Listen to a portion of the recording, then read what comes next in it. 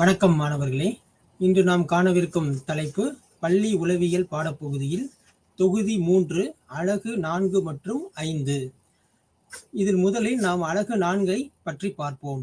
இன்றைக்கு நம்ம இது பண்ணக்கூடிய டாபிக் பார்த்துட்டோம் அப்படின்னா குழந்தைகள் மற்றும் இளப்பருவத்தில் நடத்தையில் ஏற்படும் பிரச்சனைகள்.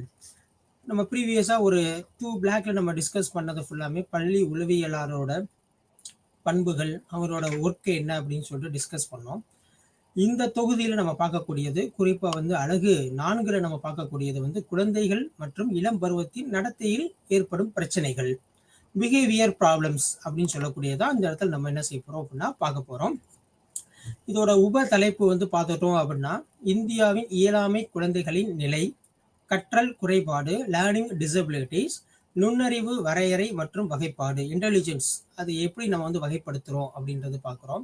அடுத்து பார்த்துட்டோம் அப்படின்னா திறமையான குழந்தைகள் இல்லைன்னா மீள்திறன் குழந்தைகள் அப்படின்னு சொல்லக்கூடிய அவங்களோட கேரக்டரிஸ்டிக்ஸ், அவங்களோட தன்மைகள், பண்புகள் என்ன எப்படி இருக்கும் அப்படின்னு பார்க்க போறோம். அடுத்து கடைசியா நம்ம பார்க்கக்கூடியது சிறப்பு கல்வியில், ஸ்பெஷல் எஜுகேஷன்ல அஸ் எ ஸ்கூல் சைக்காலஜிஸ்ட், பள்ளி உளவியலோட பங்கு எந்த அளவுக்கு இருக்கு, நார்மலான ஒரு ஆசிரியரோட பங்கு எப்படி இருக்கு, அடுத்து பள்ளி உளவியலோட பங்கு எப்படி இருக்கு அப்படின்றதான் இந்த தொகுதியில நம்ம பார்க்க போறோம். இதுக்கு முன்னாடி நம்ம பார்த்த 2 தொகுதிகளும் எதை பத்தி குறிச்சு அப்படின்னா பள்ளி உளவியலோட பங்கு நார்மலான ஒரு ஸ்கூல்ல பள்ளியில எப்படி இருக்கு அப்படின்றத பத்தி அதை பார்த்தோம். இந்த தொகுதியில என்ன பார்க்க போறோம் அப்படின்னா special education, special schools or inclusive schools அப்படின்றது இருக்கக்கூடியதுல ஒருங்கிணைந்த கல்வி, உள்ளடக்கிய கல்வி, நடைமுறையில் இருக்கக்கூடிய பள்ளிகள்ல பார்த்துட்டோம் அப்படின்னா பள்ளி உளவியலோட பங்குகள் எப்படி இருக்கு அப்படின்றதா இதுல நம்ம பார்க்க போறோம். இப்ப நார்மலான ஒரு ஸ்கூல் எடுத்துட்டோம் அப்படின்னா ஒரு சராசரியான ஒரு மாணவன் வருகிறான் அப்படின்னா அவனுக்கு எந்த ஒரு கரிக்குலம், கலைத்திட்டம் எல்லாமே நம்ம ஃப்ரேம் பண்ணி வச்சிருப்போம், எந்த ஒரு மாறுபாடுமே இருக்காது. அதே உள்ளடக்கிய கல்வியா அதை கன்வெர்ட் பண்ணும்போது, மாற்றும் போது, உள்ளடக்கிய கல்வி, ஒருங்கமைத்த கல்வி, இன்க்ளூசிவ் எஜுகேஷன்ஸ் அப்படின்னு சொல்லும் போது அந்த பிசிக்கலி சேலஞ்சடு பர்சன் அவங்களும் என்ன செய்வாங்க அப்படின்னம்னா உள்ள இருப்பாங்க. அண்ட் தென் லேர்னிங் டிசபிலிட்டி, கற்றல் குறைபாடு உடைய மாணவர்களும் உள்ள இருப்பாங்க. ஸோ அவங்களுக்கு ஏற்ற வகையில நம்மளுடைய கலைத்திட்டம், நம்மளுடைய கற்பிக்கும் முறை, இதை ஃபுல்லாமே என்ன செய்யணும் அப்படின்னா இதுல மாற்றம் அடையிறதுக்கான வாய்ப்புகள் இருக்கு. இதுல 3ஐயுமே கோஆர்டினேட் பண்ணக்கூடிய ஒரு பொசிஷன்ல தான் பார்த்துட்டோம் அப்படின்னா இந்த பள்ளி உளவியலாளர் அப்படின்றவர் இந்த ரோல் பிளே பண்றாரு. இது நார்மல் ஸ்கூல்ஸுக்கு பள்ளி உளவியலாளரோட இம்பார்ட்டன்ஸ், முக்கியத்துவம் எந்த அளவுக்கு இருக்கு அப்படின்றத 2 தொகுதியில் நம்ம பார்த்தோம். ஸ்பெஷல் ஸ்கூல்ஸ், சிறப்பு பள்ளிகள்ல, உள்ளடக்கிய பள்ளிகள்ல இவங்களோட ரோல் எந்த அளவுக்கு இருக்கு அப்படின்றதான் இதுல நம்ம என்ன செய்ய போறோம் அப்படின்னா டிஸ்கஸ் பண்ண போறோம். ஸோ இந்த பாடத்தோட முன்னுரைகள் பார்த்துட்டோம் அப்படின்னம்னா சிறப்பு தேவை அல்லது குறைபாடுகள் உள்ள கல்வி குழந்தைகளுக்கு கல்வி கற்பித்தல் மற்றும் அவர்களை வழக்கமான பள்ளிகளில் உள்ளடக்கியது ஒரு நிலையான சவாலாக உள்ளது. இப்போ நார்மல் ஸ்கூல்ஸ்ல ஒரு பேட்டர்ன் ஃபாலோ பண்ணுவோம், ஒரு கரிக்குலம் ஃபாலோ பண்ணுவோம், ஒரு கலைத்திட்டம் கொண்டு போவோம். அதுவே ஒரு இயல்பு நிலை இல்லாத ஒரு குழந்தை, சிறப்பு தேவை உடைய குழந்தை, ஸ்பெஷல் நீட் சில்ட்ரன்ஸ் அவங்க உள்ள வரும்போது, பிசிக்கலி சேலஞ்சு பர்சன்ஸ் உள்ள வரும்போது அவங்களுக்கான கலைத்திட்டத்தோட மாறுபாடுகள்ன்றது கொஞ்சம் டிஃப்ரெண்டா இருக்கும். ஃபார் எக்ஸாம்பிள்ஸ் இப்போ அவங்க 2nd ஃப்ளோர் 3rd ஃப்ளோர்ல கிளாஸ் இருக்கு அப்படின்னா அவங்களுக்கான அவங்க அந்த கிளாஸை போய் அட்டன் பண்ணக்கூடியது ஏற்படக்கூடிய சிக்கல், கட்டிட சிக்கல்கள், இன்ஃப்ராஸ்ட்ரக்சர்ஸ், இன்எபிலிட்டிஸ், அதை ஃபுல்லாமே நம்ம இதுல உள்ள கொண்டு வரணும். இப்ப வளர்ந்த நாடுகளை பார்க்கும்போது இந்த மாதிரி ஒரு உள்ளடக்கிய கல்வி, இன்க்ளூசிவ் எஜுகேஷன்ஸை கொடுக்கறதுல ஒரு பெரிய விஷயமா இருக்காது. பட் நம்மள மாதிரி ஒரு கண்ட்ரியில வளரும் ஒரு நாட்டோட பட்டியலில் இருக்கக்கூடிய இதுல பார்த்துட்டோம் அப்படின்னா நார்மலான ஒரு எஜுகேஷனையும், இன்க்ளூசிவ் எஜுகேஷனையும், சிறப்பு கல்வியும், உள்ளடக்கிய கல்வியும் உள்ள கொண்டு வரும்போது பார்த்துட்டோம் அப்படின்னம்னா அது ரொம்ப டிராபேக்ல இருக்கு. ஸோ அடுத்து பார்த்துட்டோம் அப்படின்னா நம்மளோட கல்வியில பார்த்துட்டோம் தனியாரோட பங்களிப்பு இன்றியமையாதது. ஸோ அவங்களோட கல்வி வழங்கும் முறைகள் அரசுக்கும் தனியாருக்கும் ரொம்பவே டிஃப்ரெண்டா இருக்கு இந்த சிறப்பு தேவை உடைய குழந்தைகளோட கல்வியில. ஸோ இதை ஃபுல்லாமே என்ன செய்யணும் அப்படின்னம்னா இந்த பள்ளி வளாகத்தில் இன்ஃப்ராஸ்ட்ரக்சர்ல பார்த்துட்டோம் அப்படின்னா இதுக்குன்னு ஒரு செப்பரேட் பிரான்ச் என்ன செய்யணும் அப்படின்னா சிறப்பு பிரிவுகளை நிறுவனம்.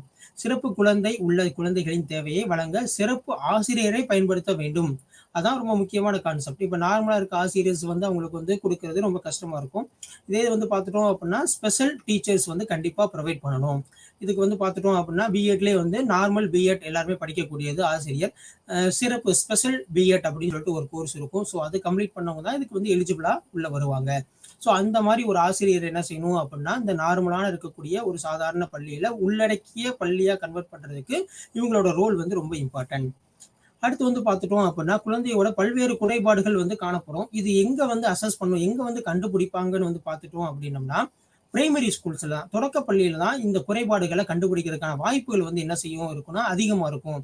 ஒரு பையன் வந்து கடைசி பெஞ்சில் வந்து உட்காந்துட்டு கண்ணை சிமிட்டி சிமிட்டி பார்க்கறான் அப்படின்னா அந்த டீச்சர்ஸ் வந்து அசஸ் பண்ணணும், அவனுக்கு கண்ணில் ஏதோ ப்ராப்ளம், அப்போ முன்னாடி உட்கார வச்சா இது தெரியுதா அப்படின்னு சொல்லிட்டு கேட்கக்கூடியது. அதே மாதிரி கூப்பிட்டா அவனுக்கு செவித்திறன் வந்து எப்படி இருக்கு, எல்லாமே வந்து அதை அனலைஸ் பண்ணக்கூடிய ஒரு ஸ்டேஜ் வந்து பார்த்துட்டோம் அப்படின்னா அந்த பிரைமரி ஸ்கூல்ஸ் தான். ஸோ அந்த ஸ்டேஜில் என்ன செய்யணும் அப்படின்னா அதை அடையாளம் காணணும். அடுத்து வந்து மதிப்பீடு வந்து பண்ணணும். மதிப்பீடுன்றது வந்து பார்த்தோம்னா அது எந்த அளவில் இருக்கு, ரொம்ப அதிகமா இருக்கா இல்லை ரொம்ப கம்மியா இருக்கா, இல்லை இது வந்து ஒரு தொடக்க நிலையில இருக்கா அப்படின்றத ஃபுல்லாமே கொண்டு வரணும். ஸோ அடுத்து வந்து பார்த்துட்டோம் அப்படின்னா இந்த 4வது அலகுல வந்து சிறப்பு தேவை உள்ள குழந்தைகள், அதனுடைய குறைபாடுகள், அடுத்து வந்து திறமையான குழந்தைகள், கிஃப்டட் சில்ட்ரன்ஸ். ஒரு கிளாஸ் எடுத்துட்டு ஒரு வகுப்பறை நம்ம எடுத்துட்டோம் அப்படின்னா 3 விதமான மாணவர்கள் வந்து இருப்பாங்க. ஸோ மீள்திறன் அதிகமுடையவர்கள், மீள்திறன் குழந்தைகள், சராசரி மாணவர்கள், மெல்ல கற்போர் அப்படின்னு சொல்லிட்டு இதை நம்ம முக்கியமா வந்து 2 வந்து நம்ம வந்து பார்க்க போறோம். ஸோ குழந்தைகள் திறமையான குழந்தைகள், மீள்திறன் குழந்தைகள், அவங்களோட நுண்ணறிவு வந்து அளவு வந்து எவ்வளவு இருக்கு அப்படின்றதெல்லாம் இதுல பின்னாடி நம்ம பார்ப்போம். ஸோ அடுத்து வந்து பார்த்துட்டோம் அப்படின்னா சிறப்பு தேவை உடைய குழந்தைகளுக்கான கல்வி முறைகள் எப்படி இருக்கு, அதுல வந்து கல்வி உளவியலாளரின் பங்கு வந்து எந்த அளவுக்கு வந்து இருக்கு அப்படின்றதான் இதுல பார்க்க போறோம். ஆசிரியரோட பங்குகள் நம்ம ஆல்ரெடி பார்த்துட்டோம். இப்போ நம்ம பார்க்கக்கூடியது வந்து பார்த்துட்டோம்னா ஸ்கூல் சைக்காலஜிஸ்டோட ரோல் எப்படி இருக்கு அப்படின்னு சொல்லிட்டு. ஸோ ஃபார் எக்ஸாம்பிள்ஸ் இந்த இயலாமை, இந்த டிசபிலிட்டியை பற்றி நம்ம ஏன் இவ்வளோ வந்து டிஸ்கஸ் பண்ணுறோம், அதுக்குன்னு ஒரு தனி இம்பார்ட்டன்ஸ் கொடுக்கணும் அப்படின்னு வந்து பார்த்துட்டோம் அப்படின்னா நம்மளோட மக்கள் தொகை கணக்கெடுப்புல பார்த்துட்டோம் அப்படின்னா 2011ஆம் ஆண்டு மக்கள் தொகை கணக்கெடுப்புல 2.2% ஓகேவா சதவீதம் வந்து இயலாமை உடையவர்கள், okay, physically challenge person, learning disabilities எல்லாருமே உள்ள இருப்பாங்க. ஸோ அதாவது வந்து 121 கோடி மக்கள்ல வந்து 2.6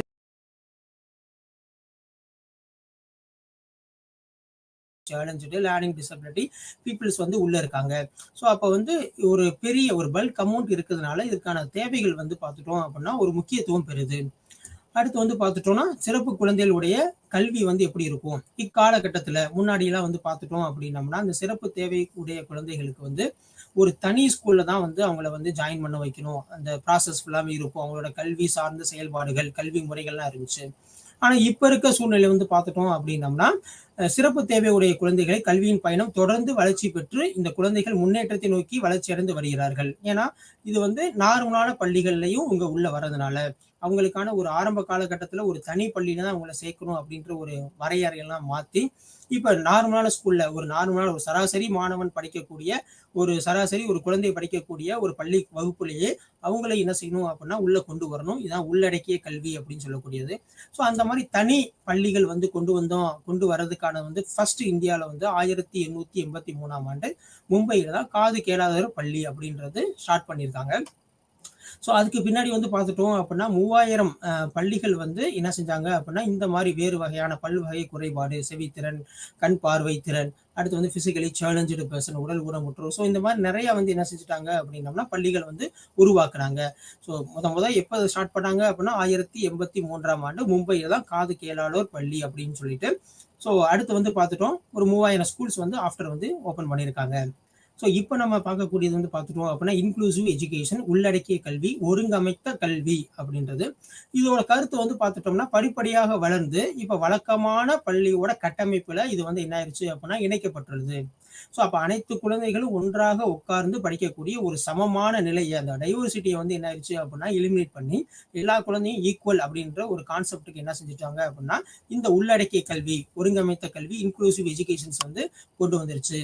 ஸோ இது கொண்டு வரதுக்கான காரணங்கள், அதற்கான முகமைகள் யார் ஆரம்பிச்சாங்க அப்படின்னா இப்ப இருக்கக்கூடிய மினிஸ்ட்ரி ஆஃப் எஜுகேஷன், கல்வி அமைச்சகம் ஒத்துழைப்போட யூனிசெஃப் அவங்களோட ஊனமுற்ற குழந்தைகளுக்கான ஒருங்கமைத்த கல்வி, ஒருங்கிணைந்த கல்வி 1987ஆம் ஆண்டே அறிமுகப்படுத்திட்டாங்க.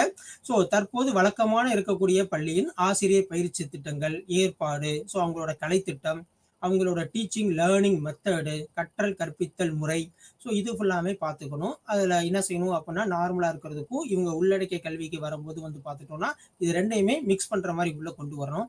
அதுக்கு அடுத்து முக்கியமானது இன்ஃப்ராஸ்ட்ரக்சர்ஸில் இருக்கக்கூடியது பள்ளியின் கட்டிட தடைகளை நீக்குவதல் போன்றவை. ஏன்னா பள்ளியில வந்து பார்த்துட்டோம் அப்படின்னா செகண்ட் ஃப்ளோர், தேர்ட் ஃப்ளோர் அந்த மாதிரி இருக்கும். ஸோ அப்போ ஒவ்வொரு ஃப்ளோர்ஸும் வந்து அவங்க வந்து ஏறுறது ஒரு ஃபிசிக்கலி சேலஞ்சு பர்சனால போகும்போது ரொம்ப டஃபாக வந்து ஃபீல் பண்ணுவாங்க. ஸோ அந்த மாதிரி ஒரு இதை ஃபுல்லாமே என்ன செய்யணும் அப்படின்னம்னா அதை வந்து இது பண்ணணும், எலிமினேட் பண்ணணும் அப்படின்றதான் இதில் இருக்க முக்கியமான கான்செப்ட். இப்போ இருக்க பள்ளிகளில் வந்து பார்த்துட்டோம் அப்படின்னா நார்மலாக ஒரு ஸ்டெப்ஸ் படிக்கட்டுகள் இருந்தாலும் அதில் சைடில் வந்து ரேம்ப், அதாவது வந்து ஒரு சருகல் மாதிரி வந்து கண்டிப்பாக வந்து கொடுக்கணும். அதான் இன்ஃப்ராஸ்ட்ரக்சர்ஸ்ல உள்ள கொண்டு வந்துட்டாங்க. ஸோ அந்த மாதிரி கொடுக்கும்போது அதை வந்து இந்த பிசிக்கலி சேலஞ்சு பர்சன்ஸ், இந்த இயலாமை உடையவர்கள் வந்து பயன்படுத்துறதுக்கு வழிவகையா இருக்கும் அப்படின்றதான் இந்த கட்டிட தடைபாடுகள் அப்படின்னு சொல்லக்கூடியது. ஸோ அடுத்து வந்து பார்த்துட்டோம் அப்படின்னம்னா இந்த குழந்தைகளின் இயலாமை, குழந்தை ஒரு குறிப்பிட்ட கல்வி நிலையத்தில் படிக்க குழந்தையின் இயலாமை காரணம் அல்ல. இப்போ ஒரு பள்ளிக்கூடத்துல வந்து நாங்கள் ஜாயின் பண்ண மாட்டோம் இந்த இயலாமை குழந்தை அப்படின்னு சொல்லக்கூடியது அந்த குழந்தையோட டிசபிலிட்டி கிடையாது, அந்த ஸ்கூலோட டிசபிலிட்டி தான். ஏன்னா அந்த குழந்தை வந்து ஆக்சஸ் பண்ற அளவுக்கு, அதை பயன்படுத்தக்கூடிய அளவுக்கு வந்து அந்த பள்ளிக்கூடம் வந்து ஏற்ற தகவமைப்புல இல்லை அப்படின்றதான் கொண்டு வராங்க. ஃபார் எக்ஸாம்பிள்ஸ் நம்ம முன்னாடி சொன்ன மாதிரி இதோட அந்த கட்டிட அமைப்பு முறையில மாற்றம் ஏற்படுத்தணும். ஸோ அதுக்கப்புறம் வந்து எல்லாருமே ஆக்சஸ் பண்ணக்கூடிய இந்த லிஃப்ட் இந்த மாதிரி இதெல்லாம் உள்ள கொண்டு வரணும். அப்போ வந்து அந்த குழந்தையோட இயலாமை அப்படின்னு சொல்லக்கூடாது, அந்த பள்ளியோட இயலாமை தான். ஏன்னா அந்த குழந்தையை வந்து அந்த பள்ளிக்கூடத்துல வந்து நம்ம ஏத்துக்க முடியல, அவங்களோட நடைமுறைகளுக்கு ஏகப்பட்ட சிக்கல்கள் வந்து ஏற்படுத்துது. ஸோ இது மாத்திரம் இல்லாம கழிப்பிட வசதி என்ன செய்யணும் அப்படின்னம்னா அதுக்கு அவங்களுக்கு தகுந்த மாதிரி நம்ம கண்டிப்பா வந்து ஒன்று கொண்டு வரணும். ஃபார் எக்ஸாம்பிள்ஸ் ரயில்வேல நம்ம பார்த்துருப்போம் பிசிக்கலி சேலஞ்சு பர்சன்ஸ் அவங்க யூஸ் பண்ணக்கூடிய கழிவறைகள் அப்படின்னு சொல்லிட்டு ஒரு தனியா வந்து ஒன்று கொடுத்துருப்பாங்க. ஸோ அந்த மாதிரி அந்த நம்மளோட பள்ளிக்கூடத்தை என்ன செய்யணும் அப்படின்னா கட்டமைப்பை வந்து மாற்றி அமைக்கணும். ஸோ இது மூலமா தான் என்ன ஆகும் அப்படின்னா இந்த உள்ளடக்கிய கல்வி அப்படின்றது கொண்டு வரதுக்கான ஒரு சாத்திய கூறுகள் வந்து ஏற்படும். அடுத்து முக்கியமான இந்த உள்ளடக்கிய கல்வியில வந்து பார்த்துட்டோம் அப்படின்னா கற்பித்தல் உபகரணங்கள், லேர்னிங் டீச்சிங் லேர்னிங் எய்ட்ஸ், அது ஃபுல்லாமே எப்படி யூஸ் பண்ணணும். இப்போ இந்த பிரெய்லி மெத்தட் அவங்க வந்து இருக்காங்க அப்படின்னா அந்த பிரெய்லி மெத்தட்ல டீச் பண்ணக்கூடிய ஒரு மெத்தட்ஸ் யூஸ் பண்ணணும். அந்த டைப் ஆஃப் இருக்கக்கூடிய புக்ஸ் வந்து கொண்டு வரணும். இப்போ பெரிய பெரிய லைப்ரரிஸ் வந்து பார்த்துட்டோம் அப்படின்னா அவங்களுக்குன்னு ஒரு தனி ஒரு ரேக்கை வந்து கொடுத்துருப்பாங்க இந்த பிரெய்லி மெத்தட்ல இருக்கக்கூடிய புக்ஸ் ஃபுல்லாமே. அடுத்து வந்து கற்பித்தல் நடைமுறைகளை மாற்றி அமைத்தல். ஸோ கற்பித்தல் நடைமுறைகள்னா இப்போ இந்த கிளாஸஸ் வந்து இப்படி இருக்கு, இவங்க டீச்சிங் மெத்தடாலஜி வந்து சேஞ்சஸ் பண்ணணும். முக்கியமாக கலைத்திட்டத்துல வந்து என்ன செய்யணும் அப்படின்னா நம்ம ஒரு மாற்றத்தை ஏற்படுத்தணும். கலைத்திட்டம் சொல்லக்கூடியது வந்து பார்த்துட்டோம் அப்படின்னா கரிக்குலம் அப்படின்னு சொல்லக்கூடியது என்டையர் அந்த வருடத்திற்கான ஒரு ப்ரொசீஜர், அந்த கல்விக்கான ஒரு ப்ரொசீஜர். இப்போ ஸ்கூல் சைக்காலஜி நம்ம படிக்கிறோம் அப்படின்னா இதோட கரிக்குலம் எத்தனை சிலபஸ், எத்தனை பேப்பர்ஸ், அந்த மாதிரி கொண்டு வரக்கூடிய முறைகள். அடுத்து வந்து பார்த்துட்டோம் அப்படின்னா இந்த குறைபாடுகளின் வகைப்பாடுகள் அப்படின்னு சொல்லக்கூடியது. ஸோ ஊனமுற்ற நபர்களின் உரிமை சட்டம் 2016 இதுல வந்து பார்த்துட்டோம் அப்படின்னா முன்னாடி வந்து அந்த ஊனமுற்றவர்களுக்கான வகைகள் வந்து ரொம்ப கம்மியா தான் இருந்துச்சு, ரொம்ப குறைவா இருந்துச்சு. இப்போ என்ன பண்ணிட்டாங்க அப்படின்னா இது 7 முதல் 21 வகையிலான இயலாமைகளை உள்ள வந்து ஒரு பட்டியல் அமைச்சு கொண்டு வந்துட்டாங்க. ஸோ அதுல வந்து பார்த்துட்டோம் அப்படின்னா இப்போ வந்து ரீசன்ட் டேஸ்ல வந்து உள்ள இன்க்ளூட் பண்ணது வந்து பார்த்துட்டோம் அப்படின்னா ரத்த கோளாறு, ஹீமோஃபிலியா அந்த மாதிரி சொல்லக்கூடியது. அடுத்து அமில தாக்குதலில் உயிர் பிழைத்தவர்கள். ஸோ இதுவுமே வந்து ஒரு குறைபாடு அப்படின்னு சொல்லிட்டு உள்ள வந்து கொண்டு வந்துட்டாங்க. ஸோ இது மூலமா வந்து 21 இது வந்து பட்டியல் ஏற்றிருக்காங்க. ஸோ அந்த RPWD சட்டத்தின்படி 2016 கீழ் அங்கீகரிக்கப்பட்ட 21 குறைபாடுகளின் பட்டியல் நம்ம கொடுத்துருக்கோம். ஸோ அதுல வந்து ஃபர்ஸ்ட் வந்து குருட்டுத்தன்மையில ஆரம்பிச்சு பார்வை குறைந்த பாடு, அடுத்து வந்து குறைந்த பார்வை, தொழுநோயில் வந்து குணமானவர்கள், அடுத்து வந்து செவித்திறன் குறைபாடு, ஹீமோஃபிலியா, ஸோ அடுத்து வந்து பேச்சு மற்றும் மொழி குறைபாடு. ஸோ இது ஃபுல்லாமே உள்ள இன்கரப்ட் பண்ணியிருப்பாங்க. அடுத்து வந்து லோகோ மோட்டார் இயலாமை, ஹீமோஃபிலியா. ஸோ இந்த மாதிரி வந்து 21 வகையான ஒரு நோய்களையும் குறைபாடுகளா என்ன செஞ்சிருக்காங்க அப்படின்னா உள்ள வந்து கொண்டு வந்திருக்காங்க. இதுல முக்கியமா வந்து ஆசிட் தாக்குதலால் பாதிக்கப்பட்டவர்கள். ஸோ இதுவும் என்ன பண்ணிட்டாங்க அப்படின்னா உள்ள குறைபாடுகள்ல வந்து உள்ள கொண்டு வந்திருக்காங்க. ஸோ அடுத்து வந்து நம்ம இது வரைக்கும் உடல் சார்ந்த குறைபாடுகள் என்னென்ன இருக்கு, இயலாமை என்ன இருக்கு, பிசிக்கலி சேலஞ்சா என்னென்ன பேசுறாங்க, நார்மல் கல்வியில எப்படி அவங்களை உள்ள கொண்டு வருதுன்னு பார்த்தோம். அடுத்து நம்ம பார்க்கக்கூடியது அவங்க பள்ளிக்கூடத்துக்குள்ள வந்துட்டாங்க. அடுத்து வந்து இப்ப வகுப்பறைக்குள்ள போக போறோம். கற்றல் திறன் குறைபாடு.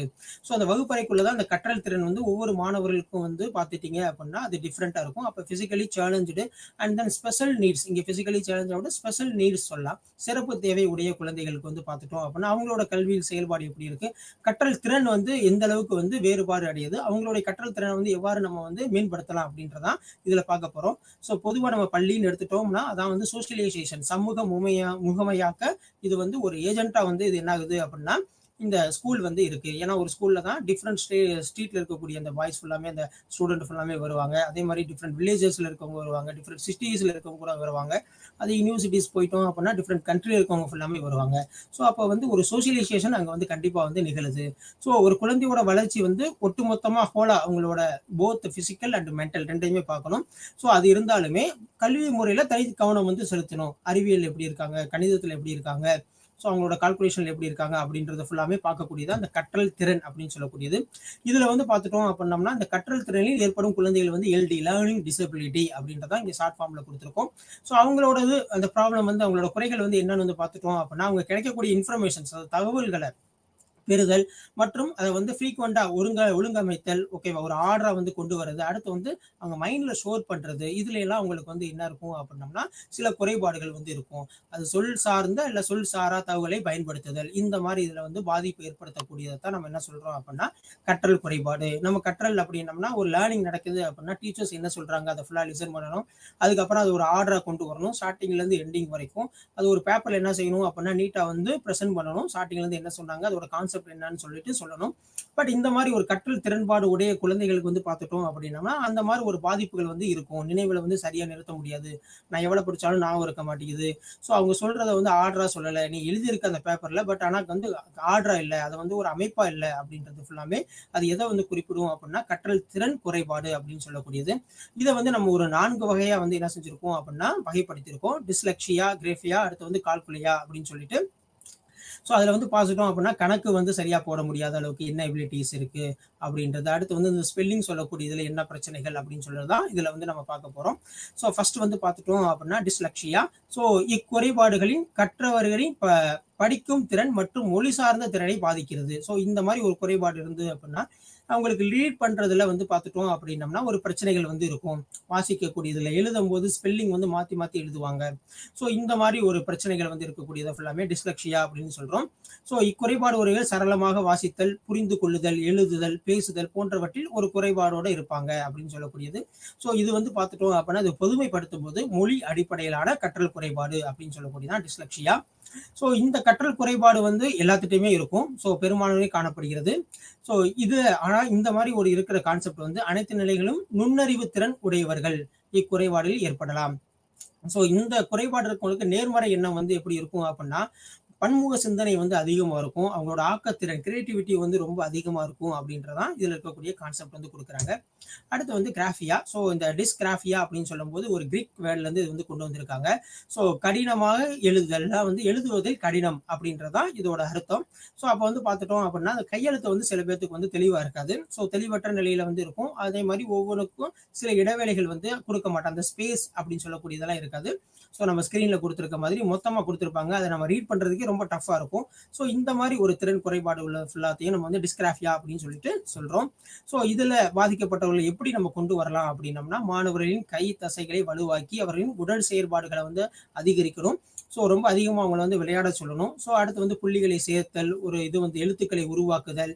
பொதுவாக வந்து நம்ம பெண் பிடிச்சி எழுதுறது ஃபுல்லாமே இந்த ஆட்காட்டி விரலை தான் பயன்படுத்துவோம். ஸோ அதை கொண்டு அவங்கள வந்து எழுதுறதுக்கு நல்லா எழுதுறதுக்கு ஒரு ப்ராக்டிஸ் கொடுக்கணும் அப்படின்றதான் முக்கியமான கான்செப்ட்.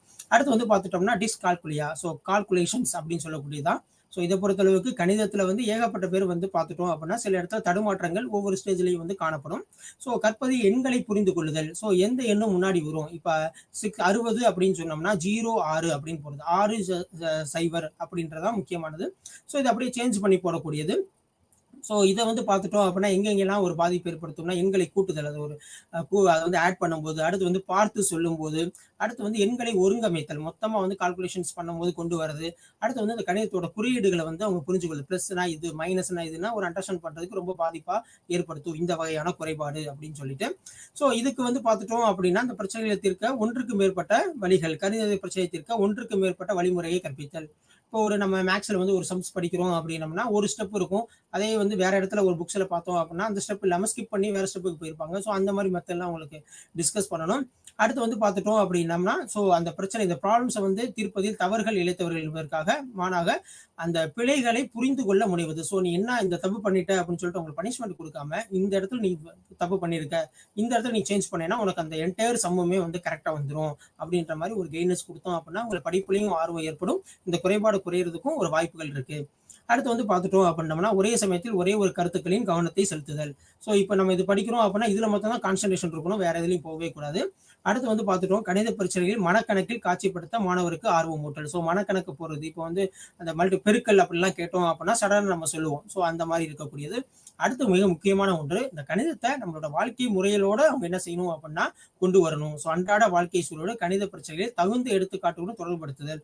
ஸோ நம்ம ஒரு இடத்துல இருந்து இன்னொரு இடத்துக்கு போறோம், அப்ப எத்தனை கிலோமீட்டர்ஸ் இருக்கு, அப்ப எத்தனை மீட்டர், அப்ப எத்தனை சென்டிமீட்டர் அப்படின்ற மாதிரி கொண்டு வரணும். பேசிக்கா உங்களுக்கு வந்து சென்டிமீட்டர்ல ஆரம்பிச்சு மில்லிமீட்டர், சென்டிமீட்டர், அடுத்து வந்து கிலோமீட்டர், மீட்டர் அப்படிலாம் கொண்டு வரதுக்கான அந்த வகைப்படுத்தல் வந்து கரெக்டாக கொண்டு வரணும்.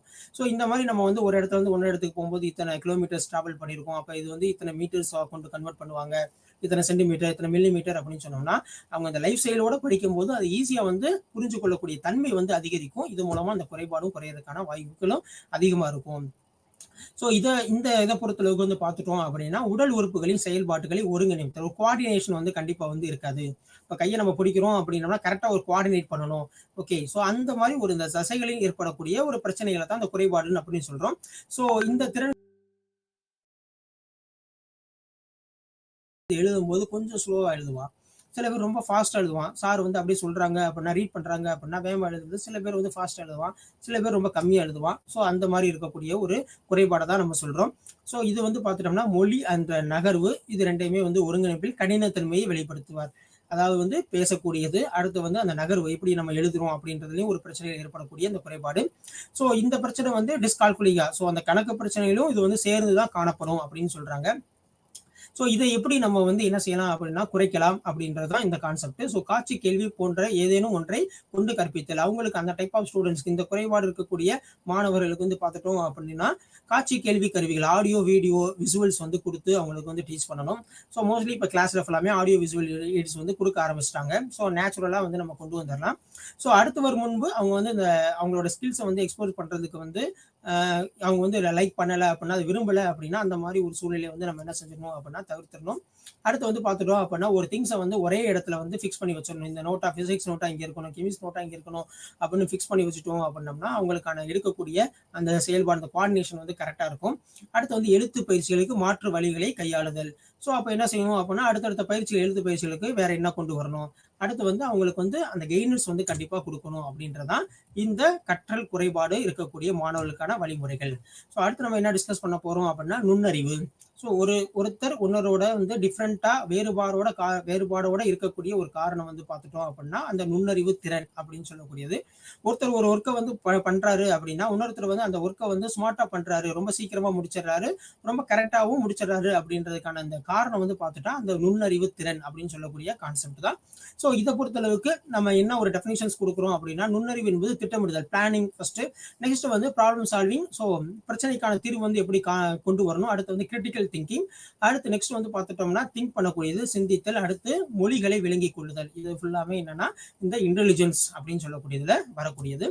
ஸோ இந்த பொறுத்தளவுக்கு வந்து பார்த்துட்டோம் அப்படின்னம்னா இது ஒரு பேட் அந்த டெஃபினேஷன்ஸ் வந்து கொடுத்துருந்தாலுமே நம்ம சைக்காலஜிக்கலா வந்து பார்த்துட்டோம் அப்படின்னா ஆக்கத்திறன் மற்றும் ஆளுமை, பர்சனாலிட்டி அது ஃபுல்லாமே உள்ள வரும். அடுத்து வந்து கிரியேட்டிவிட்டி உள்ள வரும்.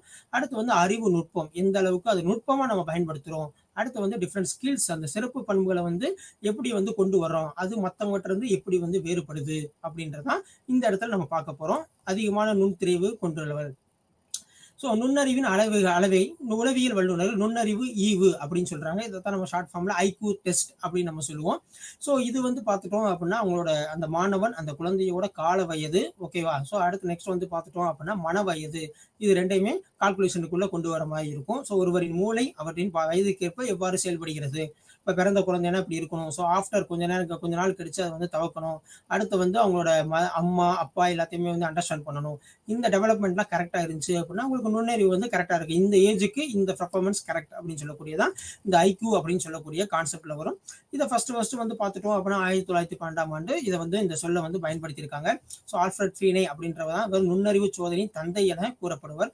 அதுக்கப்புறம் ஏகப்பட்ட நுண்ணறிவு இன்டெலிஜென்ட் டெஸ்ட் ஃபுல்லாமே வந்துருச்சு. ஸோ ஃபர்ஸ்ட் இவர் தான் ஸ்டார்ட் பண்ணாரு ஆல்ஃபிரட் ஃபீனே.